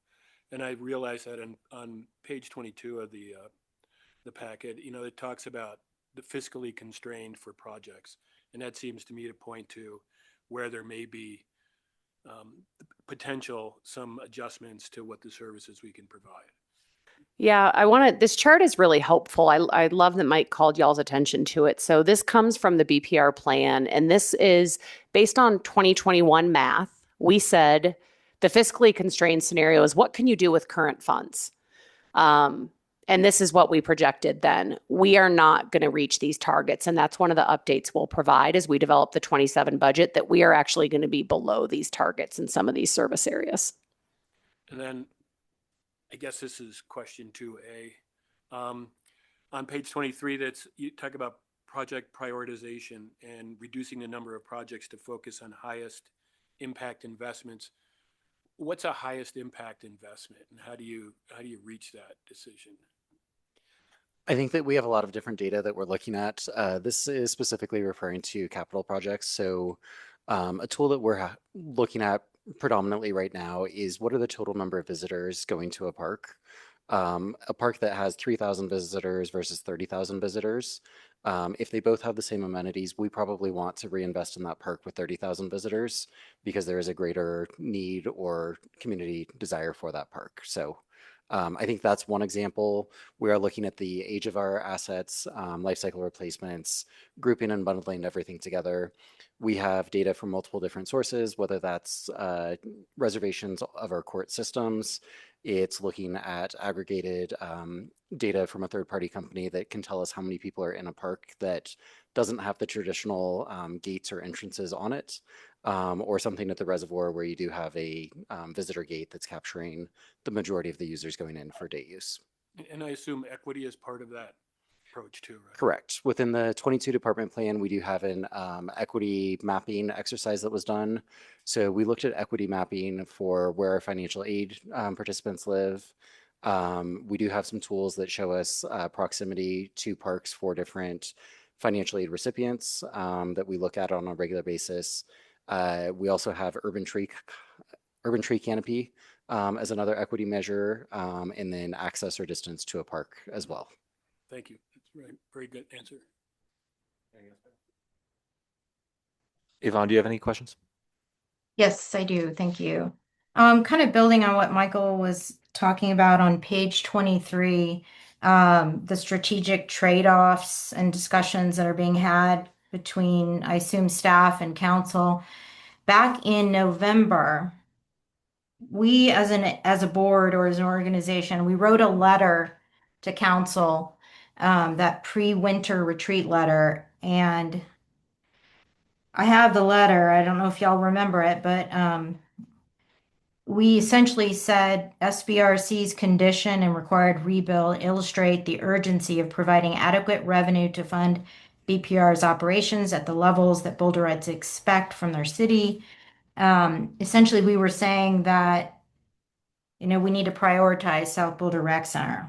It was with the poster child for deferred maintenance and problems, and we need to rebuild. I am really struggling because I just was, looking at the slide that Jackson, you put up on the CIP ongoing major projects. And South Boulder Rec Center isn't listed. And so I don't understand what was the point of our writing that letter, and nothing has changed. When we wrote the letter back in November, we knew we were in a fiscally constrained environment. We knew we were going to need to be asking for an expansion of the permanent fund. And we were asking specifically council to incorporate South Boulder Rec Center's required rebuild into long-term funding and capital planning. So every time I attend our meetings, I just don't understand how we wrote the letter 6 months ago and nothing's changed necessarily. We are still in a fiscally constrained environment. And for some reason, South Boulder Rec Center it's not on the list. It's not being prioritized. I know conversations are happening between staff and council. So I'm just trying to figure out, like, where are we? Why did we write that letter? Does council know that that is still our priority, or has something changed? And if council is asking staff what we think as a body should be prioritized, are we telling council South Boulder Rec Center is our top priority because that's what we said 6 months ago? So can someone help me understand why that letter was sent and we all agreed to it? And So I'd like to point an important point of clarification. I think we've clarified a few times. The slide you see are existing and funded projects. As everyone's aware, the South Boulder Recreation Center replacement is not funded. Thursday night, City Council agreed to pull 2 items related to Parks and Recreation. One is, as we've discussed already tonight, an expansion of the Permanent Parks and Recreation Fund that would increase funding and uses. So I believe PRAB was heard on that item. 2 other items that are being pulled are general obligation bonds at varying levels of significant investment. I believe both scenarios will include investment in renovating the North Boulder Recreation Center and replacing the South Boulder Recreation Center. I believe PRAB and the community have been heard. I believe council was responsive on Thursday night. so I haven't had a chance to listen to that. Are we saying that in sequencing, we as a body are recommending to council that South Boulder Rec Center rebuild would be first priority, and then North Boulder renovation would be second priority? Is there a sequencing there? Can I just jump in and kind of colloquy on what Yvonne said? I think that, so our next meeting is 3 days before the next council meeting. And I think that as part of PRAB's responsibility is to fight for that funding for parks. And I'm slightly concerned with the language that's written right now. And so I was thinking maybe what we could do as a group is, and I'd be happy to spearhead this. And then and it's kind of like how we wrote the letter before, but I feel like we should write a letter in the next month and really fight for that particular funding to be dedicated to parks infrastructure, including all of the rec centers. I'm not sure about how we would manage the prioritization of any of it at this point, but I do think that having a letter come from PRAB, if we write it over the next month, the way that it happened last time, and then Clarissa can send it out for everybody's review, and then from there, we can approve it at the next meeting and then get it to council before their Thursday meeting. I mean, in my opinion, that would be something that would be an important thing for us to do. Over the years, I've been concerned with undedicating that fund, and I'm really uncomfortable with taking the Permanent Parks Fund out of PRAB. It's like one place where we have community, citizen, resident-led budget approval. I think that that's really important. So to try to take that away, I don't like that. Regardless of how they end up working that out, I just think that a letter from PRAB fighting for as much of that budget as we can get, if that pulls well, I feel like it's an important thing to do. I'd like. Okay, I want to just, But if I'm I going could to have, Yvonne, hold on, please. I'm going to have a quick, I want to make sure I clarify with Jenny what you're proposing. And for the benefit of Channing and Donna, the way that we would write a letter as a board, not as individuals, but as a board, we would need to all vote to approve the language, and then we could send it. So Jenny, you are proposing that we write a letter that asks them to change the language of what they're polling. Is that right? I mean, I'm not necessarily asking them to change the language. I don't think that we'll have that won't have a lot of impact. But I think that saying that we're watching what's happening as a community, we know we're underfunded in lots of places, but we need to prioritize parks, however they decide to do it.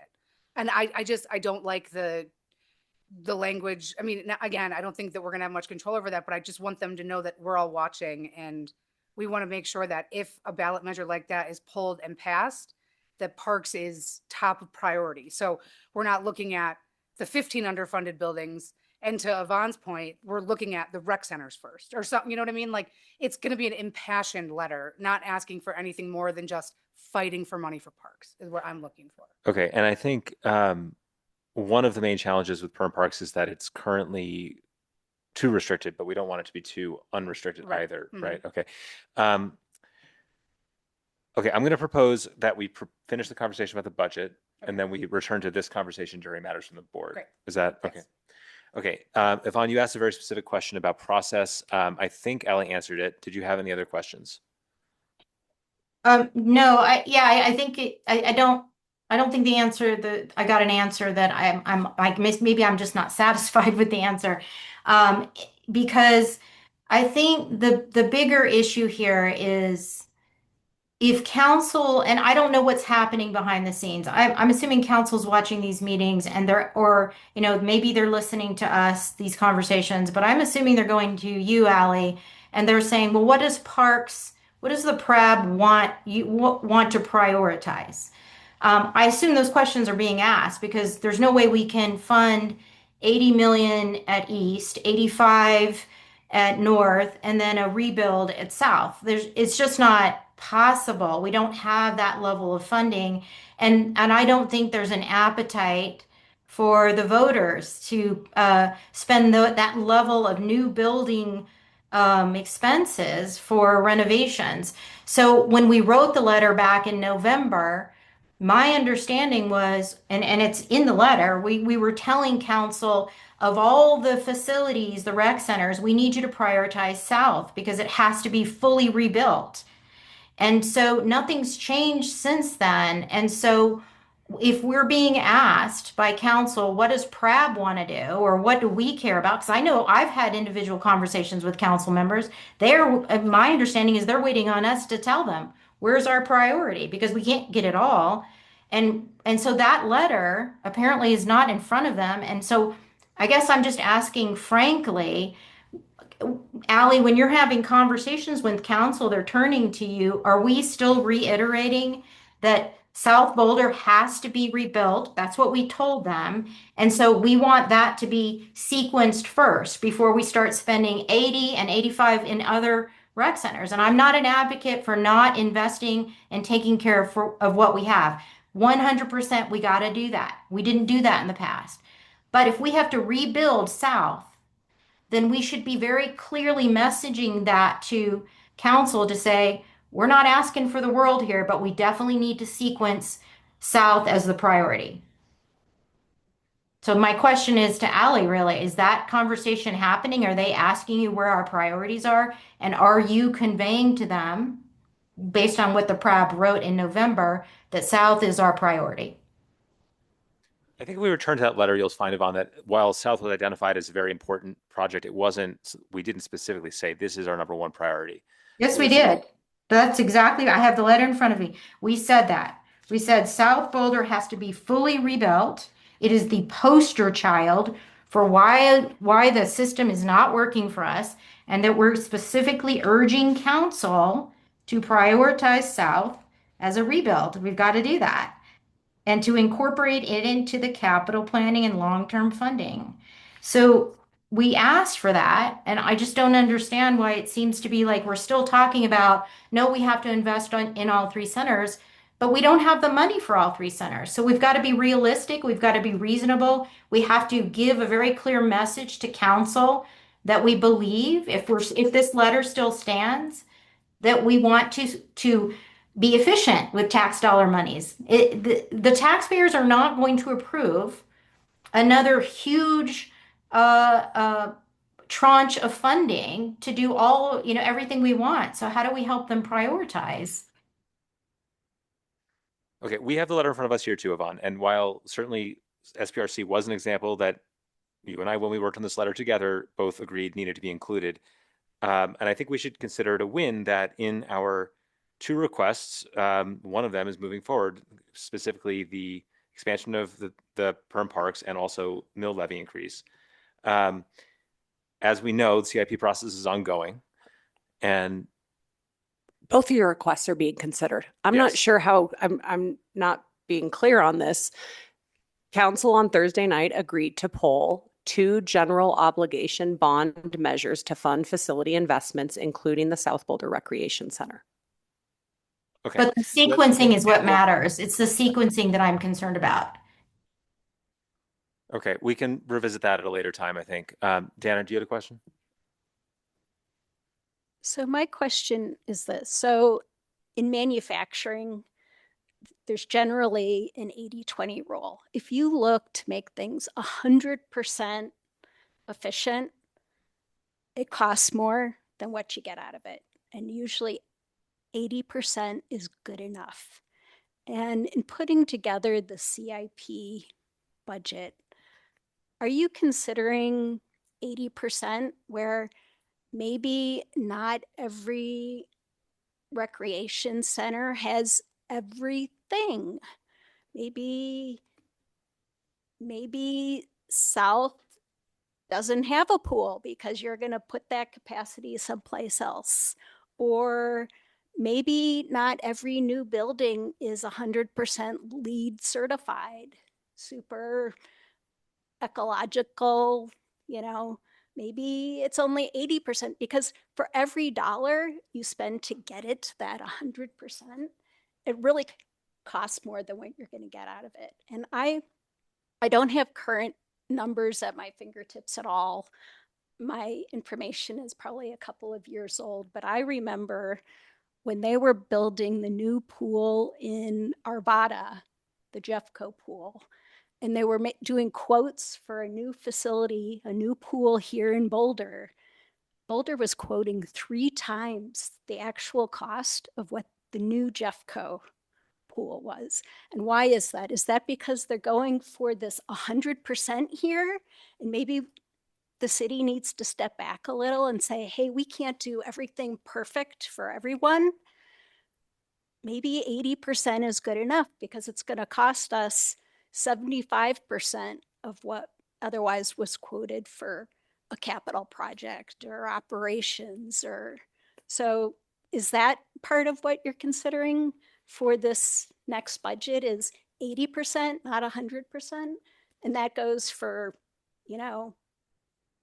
again, looking at things across the system holistically. Do you really need a lot of inefficiently run everything at every center?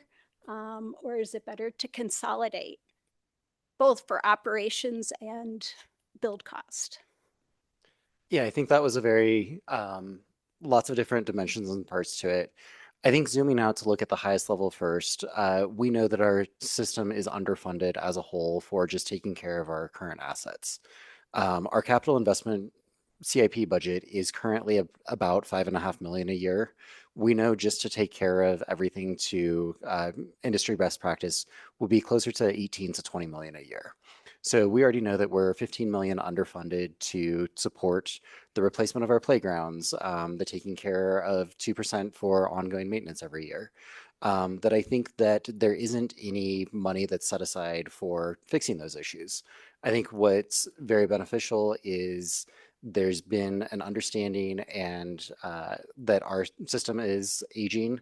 It's towards the end of its useful life, and it is important to look at these things, not just what the cost is for replacement of a building or an asset, but what does the total cost of ownership cost over the life cycle of that asset, whether it's 30 years or 50 years. So I think that that is a giant shift in methodology that the city has taken over the last 5 years with the adoption of the facilities plan. Specific to the recreation question, the future of recreation asked a lot of those questions that you just asked earlier last year. And within that, it was looking at what is the magnet facility at a different recreation center that pulls those individuals in. So North Boulder Rec Center has the gymnastics program.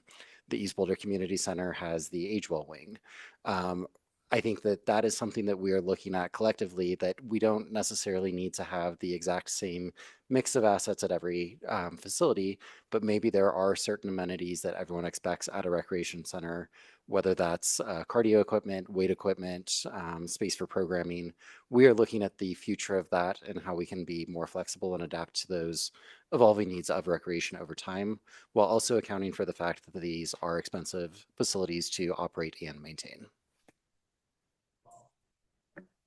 Okay, we are at like 80 minutes on a 60-minute conversation. So folks we haven't heard from, Kira, you have any questions? Channing? Okay, I'm going to propose we move on, or I'm going to actually just move us on. Thank you, Jackson and Stacy. Very informative as always. We look forward to proceeding through this with you. Next up, we have a discussion around board liaison roles.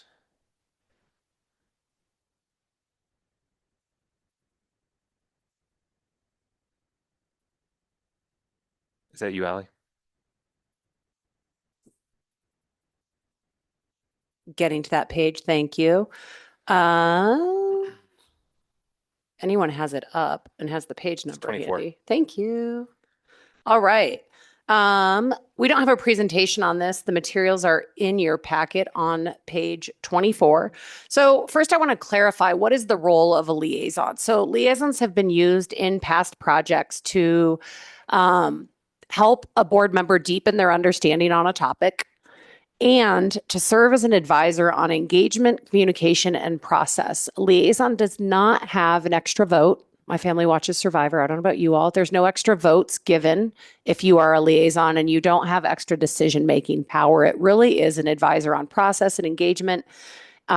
We have used these most successfully with some of our larger planning projects, the aquatics feasibility study.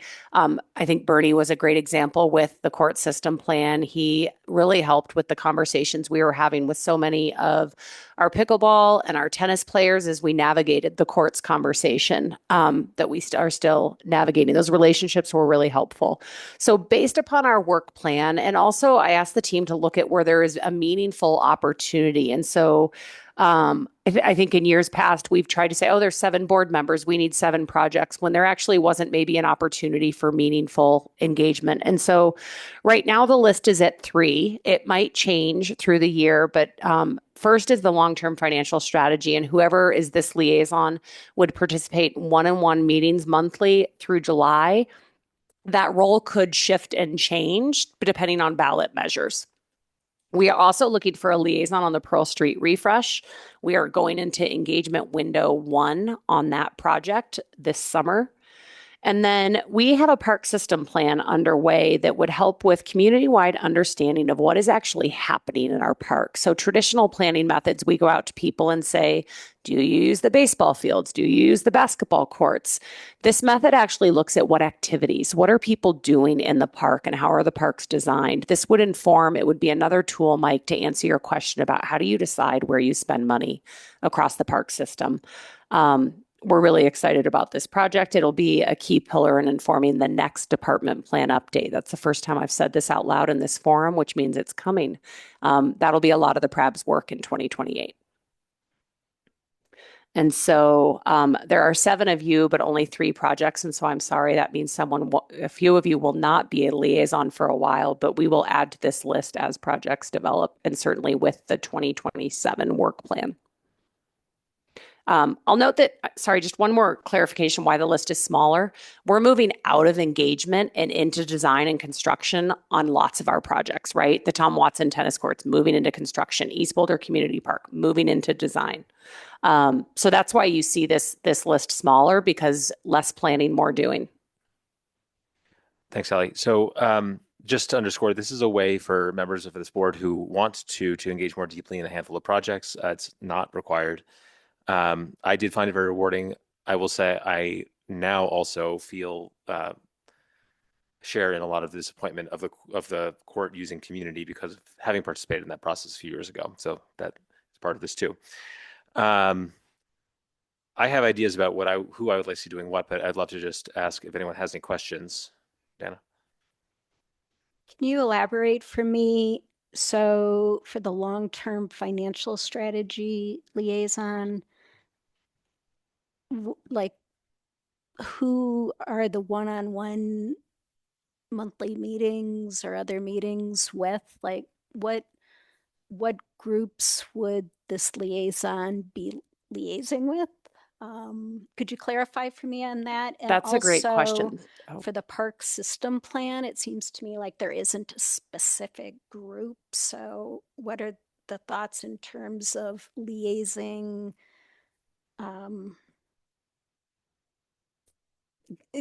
Yeah. Being new to this advisory board, I'm unclear in terms of I love that question what because that you're helping me activity with the is. role clarity. It is not this person's job to be the liaison with the groups, right? And so maybe there's a different word we should be using. That is still administrative work and the work of staff. The liaison would help advise, process, and engagement, and perhaps come alongside us as we do that engagement on the long-term financial strategy for this discrete period, June through July. It's very much internal. It'd be meeting with Jackson and Stacy and myself and or Scott. And then it could evolve to external, again, depending upon ballot measures and what moves forward. The park system plan, that engagement is going to get developed. There's a whole ton of people that use our parks, and we would have different strategies for how we engage with them. We'd be looking for the liaison to give input on that engagement strategy, not serve as the liaison to all. We're not asking if you're the park system liaison that you go meet with Boulder Disc Golf and with the Climbing Collective and the different folks that are out using the system. It's really a process advisor. I guess the other aspect of it is that you sort of become an expert on the project, and when there's discussion here in this meeting, you're able to represent the project a little bit more deeply in addition to what we hear from staff. Does anyone else have any questions about this? Would anyone like to volunteer? Oh, could I have a question? On the long-term financial strategy, I don't know if you need special expertise in financial, in the financial world, and that's not me, but what I am is design and construction expertise. Do you need design and construction expertise in that, or is that just going to be pure numbers? Pure numbers.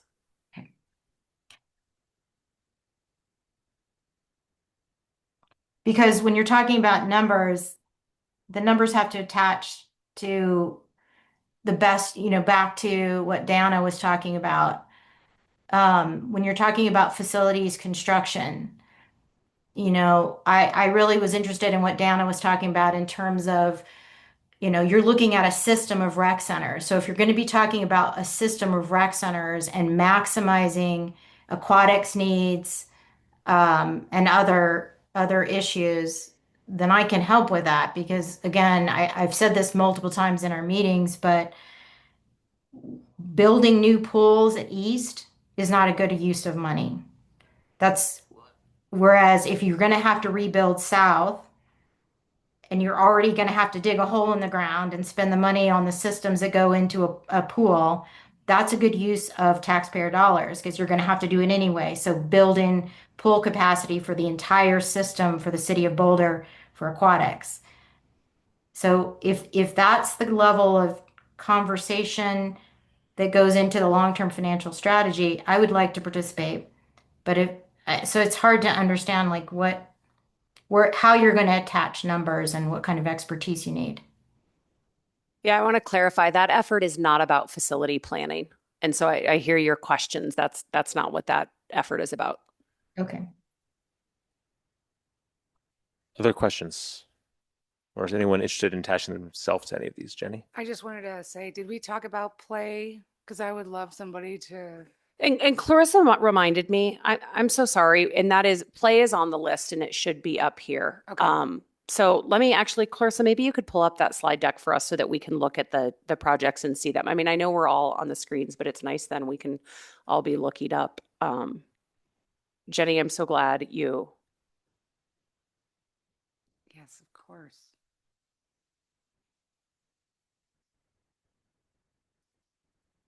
Okay, great. And so play is on there. And I just want to clarify the park plans that are up here. Those are just plans for you to be aware of. We did not assign a liaison to North Boulder Park or Primos Park because there's not a meaningful need at this point. Those projects are moving into design. And so that's why we've not advanced that in the memo. I would like to have somebody else take Play Boulder Foundation, just because I've been on it now 2 years and I feel like they could use a fresh eye. And I would like to take Civic Area Phase 2.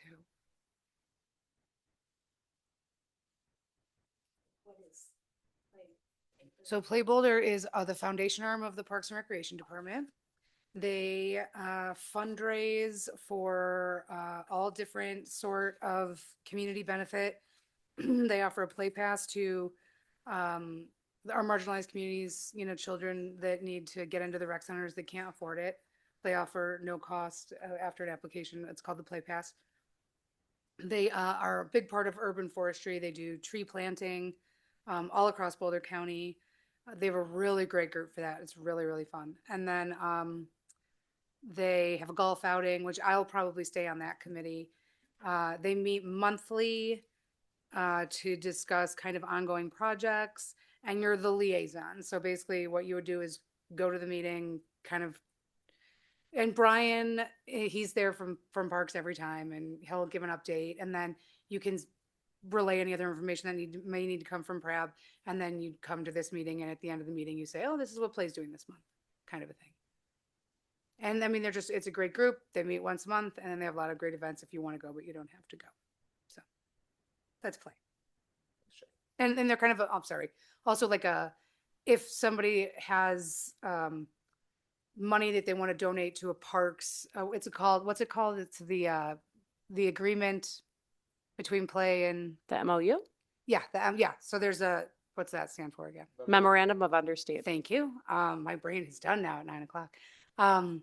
They have a memorandum of understanding with the city of Boulder, and so if somebody wants to donate, like as we're doing the East Boulder rec projects, if there are people that want to donate and potentially fund the lights, Play would take that money and then work with the city to fund it. So they do other small projects on behalf of the city of Boulder as well. Tana.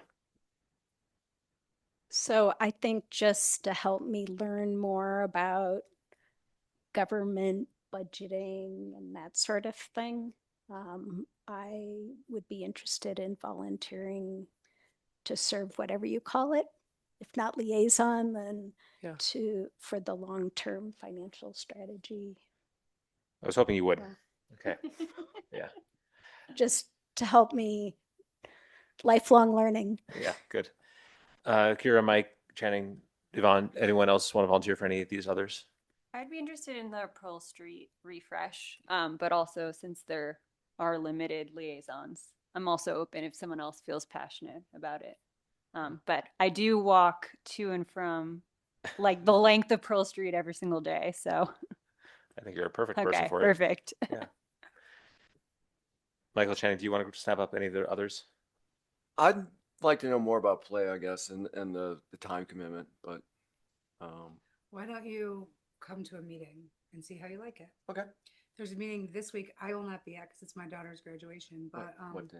Thursday at evening. I think I can make it Thursday. Okay, so I will put you in touch with Angie Jeffords, who's the director. Let me look at my calendar. real Either quick. way, I'll put you Okay. guys in touch, and if you can't make Perfect. this one, you can come to the next. Okay, perfect. Okay. Jenny, I believe Angie's also on vacation this week. Okay. And so I wonder, if the board is meeting, maybe there's if you're not able there, maybe you and Angie and Channing have coffee well, you guys can that'd be figure it great. out. I don't need to. Yeah. All right.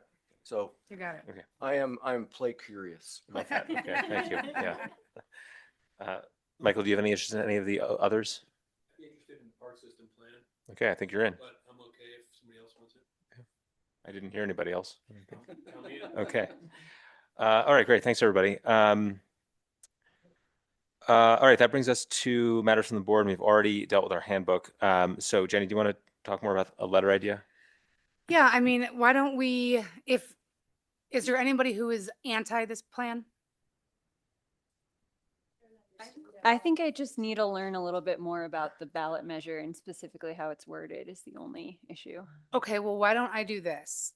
We have a month to kind of shop it between all of us with the coordination, obviously, of our lovely Clarissa. So if you would like, I can write up a definition kind of, I mean, I don't know, should this come from staff? Like what is the ballot measure? What is the language that they're polling? I think is the question. The specific language. And we That'll be know- finalized by the end of the week. Okay, so Um, potentially you, Clarissa could circulate that next week. Yes. Your other option when you think about timing is, so city council is going to meet Thursday, June 25th. That packet will be available Thursday, June 18th. If you really want to live life on the wild side, you could plan to have your letter crafted, but then finalized after their materials go out so that you're responding to what you've learned from polling and from other information. Otherwise, you can do it differently. And before, it's just a data point that they'll want to synthesize with what they learned from the polling and the other information. Yeah, and the council not the polling questions, no, because at the end of the day, whatever comes out of polling, and I mean, maybe the public doesn't like it and none of it matters anyways. And I guess that's what we would find out on the 18th. But if the public likes it, maybe I can pre-write a letter in advance of that, assuming that this is something that the council decides to do, that basically says, all right, the polling has come out positive for this particular thing. As staff is crafting the ballot measure language, please note that we want to make sure that the park system as a whole is prioritized and however that ballot measure language is written. Because my concern is that undedicating the permanent parks and recreation fund, we could hopefully not lose, the $5 million line item. Hopefully we would get more, but I don't like the hopefully. So at the end of the day, I think it is a responsibility of PREB, in my personal opinion, to fight for every dollar that we can get for our park system. And so I want to make sure that council understands that as they write the ballot measure language, it should not be obtuse enough where they could take it all and put it in the fire stations. And I know that's terrible, but you know what I mean? Like that would be my concern, is that they'd get, $6.6 million out of it. They'd bond against it and they'd put everything towards everything other than parks. That's public infrastructure, because that's how it's written. It's public infrastructure, not parks. And That's my to be clear, that's how the language that's going to be polled is written, but not necessarily the ballot language, right? Yeah, I mean, they'll be able to write however I think they'll be able to adjust the language, because the ballot, I think, I don't actually know that for a fact. So we're pretty in the weeds. Yeah. Which is great. Do you have a question? Well, it's fine. Are you sure? Michael, do you have any thoughts? I feel like we're on the verge of one. No, it seems that. Please use your microphone. Michael, can you turn it on, please? It Thank seems you. like it's pretty limited, the ballot measure, or And it is what they're because the proposing right now. Polling is questioned, right? I mean, What I'm concerned about is, we have taken positions before, and specifically I'm talking about the last March study session about ranking, what are we going to do with the various rec centers? And I think what the minutes reflect, at least, is that we wanted everybody, to at least maintain services across the board. And staff had recommended, there was options 1 and options 2, and I think options 2, staff had recommended 2, the more robust options for both north and east, and not for south. So I think we want to be consistent and not specifically rank. All the money needs to go to south. That would not be my position. I agree. I think we just need to advocate for the park system as a whole. That's fine. Yeah. Would be my, okay. But we've, in the past, if I could say, in the past, and I know we're talking about polling versus ballot, but in a ballot measure, I think it was the CCRS last year, I thought it named East Boulder Rec Center. Am I wrong on that? Yes, it was the 2021 CCRS that named the East Boulder Community Center. Right. And so just so we're all aware, we've been polling in South Boulder. We know what a lot of South Boulderites are going to say is, you pulled the rug out from underneath us. You told us to vote for the CCRS extension so that we could get investment in South. And so many residents voted for the extension for CCRS. So just be aware that if the ballot measure or the polling, I know that comes first, if we are asking questions that are too broad, the risk is going to be that South Boulder residents are going to say, no, I don't want any more tax, but I don't want any more tax burden unless you're now going to guarantee me that the investment that my tax dollars are going to go to help rebuild South Boulder Rec Center. So I think that's going to be a challenge. Like, I mean, at some point, the South Boulder residents are just going to say, no, thank you. I don't want the tax burden. And I think we need to be realistic about that. And it's just, Yeah, it and can be broad. council's going to manage that polling language. So that's definitely, if you've got concerns about that, you should direct that, I think, directly to council, because that's the council and staff are going to craft that polling language. In my opinion, I just want to make sure that we don't lose any money in this ballot measure. So I'm just trying to fight for parks as a whole. So I think, having thought about this for the last couple of minutes, I think that we may want to keep our powder dry until we see the results of the polling, and also start to be able to have concrete conversations about what is the language they want to put on the ballot. And at that time, our ability to act may be public facing and not council facing. What do you mean? Like, we may want to publish a letter in the newspaper about the ballot and why we support it or don't support it. Okay. That's fine with me too. But at some point, on behalf of myself, either way. Right. Yeah. At some point, isn't council asking us, what do we think? No. No, we've expressed ourselves to council, and I think we should be proud of ourselves for being fairly effective, as we just discussed a few minutes ago. We wrote a compelling letter, and we advanced the conversation forward, which is pretty amazing for any group of volunteers, I think. I guess I'm just not sure that this is a moment where we can have a lot of impact. So council is not asking us. I just want to make sure. Council's never going to ask us, what are your priorities, parks? If we can't fund all rec centers at the level that you put in your study session. So we can't do that. So where would your priority be? You're saying they're not asking us that. No, my concern is with this particular ballot measure language, or with this particular the polling that they're doing on this particular option. It is undedicating the permanent parks and recreation fund and expanding the use. So my concern is that we're going to lose $5 million.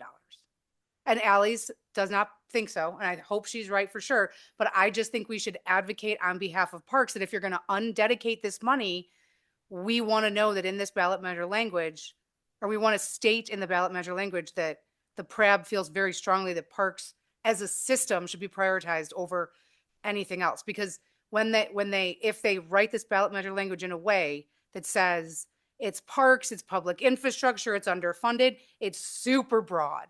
And they could take that money and put it all towards the fire stations, and we could lose $5 million. That certainly would be a very bad outcome. And so that's my concern. So I just want to make sure that parks as a whole, like, I know you're talking about prioritization. I'm talking about actually just not losing the fund completely. That's what I'm concerned about. Right. I understand that. And I actually support that is what you're saying, but I don't think it's black and white, in terms of, fire stations and wildfire issues, because I think we've talked about this before, that rec centers, because of their distributed nature, they can act as resilience hubs.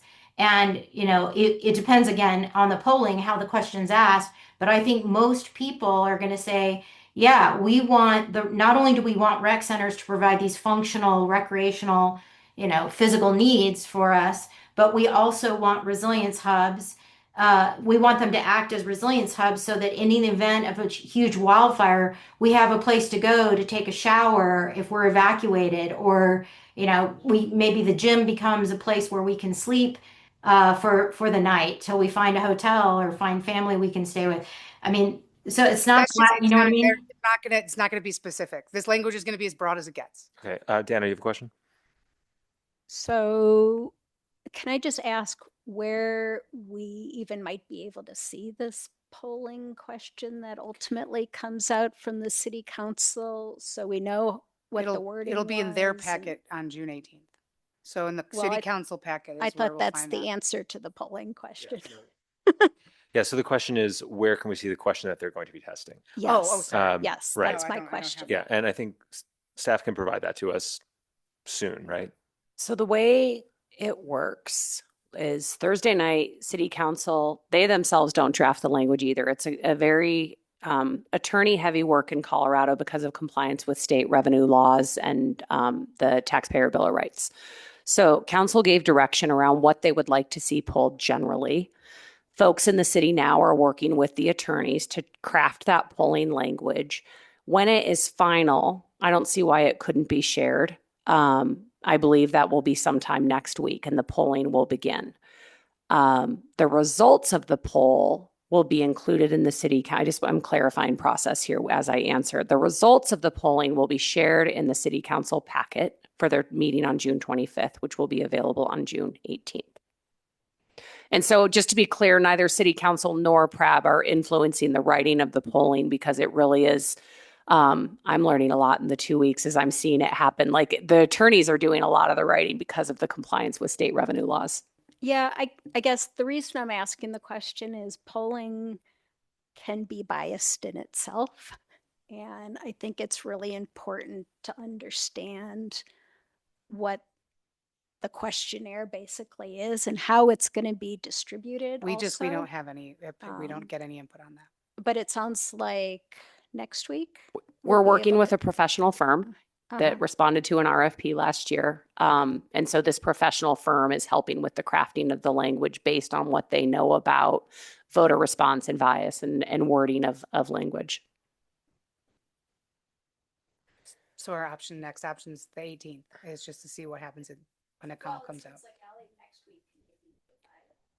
Yeah. But even if we have the questions, it doesn't matter. I mean, we need the answers to the question. Because we won't have any input on the questions. Right, But we want to know what it is. Yeah. Right. Yeah, absolutely. Okay, well, we can just scrap the letter. Well, I mean, But I also think let's consider Bernie's point down the line. Where we might have the most influence is once this process comes to a conclusion and there is recommended language for the ballot in November for us as a board to either support it, hopefully, and maybe write a letter to that effect. So maybe it's just something we can think about, in the months that follow. and I guess I have another question, Ellie. Do you know, maybe you don't know this yet, but like the consultants is in the process of crafting the language for the question for the poll now. Then it goes into the field, and then I would be interested to know the process from after we get the results of the polling to when the ballot language is finalized. How does that happen, and what's the timeline? Great question. So June, I'm just going to pull up if you give me a moment, I'm going to pull up council's agenda because I can tell you the dates and the process. So on the 25th, Alicia Johnson. Sorry, I'm going to find the council agenda runway really quick. So on the 25th, they will give language and response to the polling. That's June 25th. And then they will draft that evening an ordinance on ballot measures. And then there will be a second reading of the ordinance. So you learned tonight about the city code. Council passes ordinances, bonding, tax funding changes. Those happen through ordinance changes. The second reading of the ordinance is calendared with a public hearing for August 6th. If those ordinances get approved on August 6th, then they move into ballot preparation for the November election. One thing I want to clarify is you all are talking about your roles. After second reading and when the ordinance language is approved, staff's role shifts dramatically. We are politically neutral. It is our role to implement policy, not to influence the outcome of a ballot. And so we are available to provide facts. We can answer questions at, Rotary or HOA meetings. We cannot advocate. And that is something that often board members find themselves doing because, again, just to be clear, staff cannot, we're legally limited from advocating on behalf of any ballot measure or against it. Okay, so this is what I'm going to propose. We wait until the 18th of June to see the packet and see then we get the actual language. And then it sounds like we'll have time after the results of the survey to convene again at our next regular scheduled meeting in July. And we could at that time opt to write a letter. Yeah, I think so. Right. Okay. Okay. And then we would still have the opportunity to be influential on the final language. Yeah, I mean, once it's written, it doesn't matter what we think. But I think it may not even get on the ballot. I mean, the Right. polling may Right. say, we're not even doing this, so. Yeah. Okay. Is that okay? Yeah, it's great. Okay. Thank you all for humoring me. Of course. Okay, so we have last thing on the agenda is just verbal matters, PRAB matters. Dan, do you have a question? Yes, PRAB matters. Tonight, not that. Matters from the board. This portion of the meeting provides board members an opportunity to share updates related to PRAB's annual work plan PRAB's annual work plan goal of each member attending two or more parks and recreation related community activities per month, promoting parks and recreation through social media, attending site tours, and supporting the department's partnership initiatives or any other engagements that you may have had with the Parks Department and facilities. Does anyone have anything they want to mention? I'll just mention play. The meeting is this coming week. I won't be there for that one. They've got a lot of good things going on with development, and the golf outing is coming up in September. If you're a golfer, there's tea time, or you have a business that would be interested, there's lots of great sponsorship, and there's a couple of foursomes left. So please, it's September 11th at Flatiron.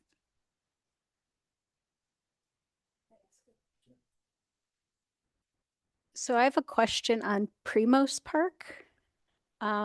Just curious, since we're going through the naming process for the large expanse of greenery by the stage. That's a new park. So given that a lot of, I know that there was community input into the name of that, and I'm wondering, is that like the final name of it, or is it can be based upon ecological characteristics of the area, or maybe Violet, because that's where I had to go like Google map it to see where it was and find out that, oh yeah, this is in that area that they're kind of developing around Violet, right? And I'm just wondering, I totally appreciate the community engagement for naming the park and what it is, but you know, after a while, it's hard to like track all these park names when they don't really relate to anything in the locality or the geography. And I'm just wondering, does this advisory board only name parks bigger than a certain size, or all parks, or you know, they have this open house, which I think sounds awesome, and it's going to be really interesting to see the design plans.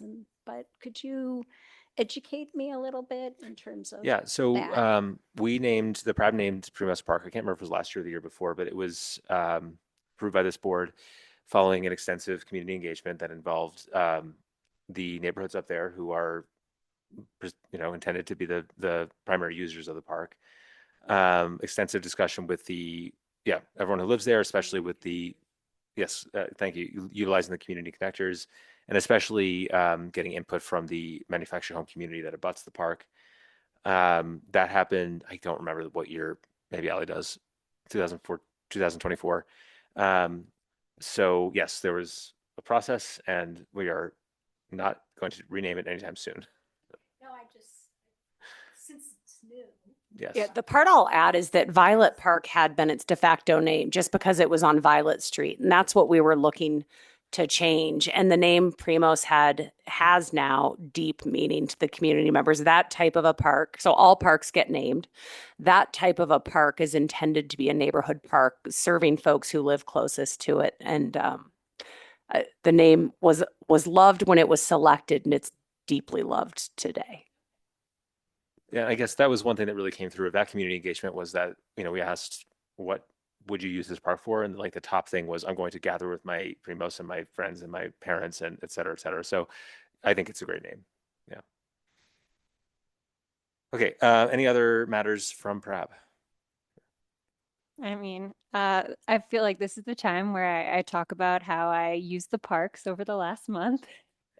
So, yeah, I mean, now that it's like the weather is great, I've been out in North Boulder Park, was playing some badminton with some friends on a Friday night, and we looked around, and it was kind of like we were sort of surrounded by a lot of high school kids. But I just want to say, because like sometimes, I feel like they get like maligned on like what are they doing in the park on a Friday night. So I can say like they're just like hanging out with friends, like more like underneath the street lamps. So it's like where it's like lit in the park. And then a group of girls came over to us and asked if they could play badminton with us. So we did play with them. Yeah, it was really sweet. So I saw a lot of like, very like wholesome activities going on with high school students. Yeah, in the park on a Friday night. Yeah, and then also, the farmers market is also in full swing, so it's nice to hang out in Boulder Creek Park. And also just see how everyone's using the Wildwoods area over there. So, I mean, especially when the farmers market is active, the whole place is covered, and you see everyone there too, right? Like parents, kids, groups of people just like hanging out. So, yeah. I mean, this is the season for parks. I just want to put a plug in for volunteer opportunities. I participated earlier about 3 weeks ago in the Boulder Creek cleanup, and it was a great number of people that came out, and there was a decidedly less amount of trash than I expected. I thought I'd have a full bag, but I only had a half bag, so I left kind of disappointed. But there's 2 more opportunities to do that. I don't know specific dates. It's on the website, the volunteer website. And I ran into Allie there, who wasn't picking up trash, but was preparing for her marathon. So it was good to see her. I had a golfing friend take me out to the driving range at Flatirons and was very proud to show me the restaurant there, and like really gushed about what a fantastic facility it is for a public golf course. Yvonne, do you have anything? Okay, then we are adjourned. Thank you, everybody. We'll see you next month.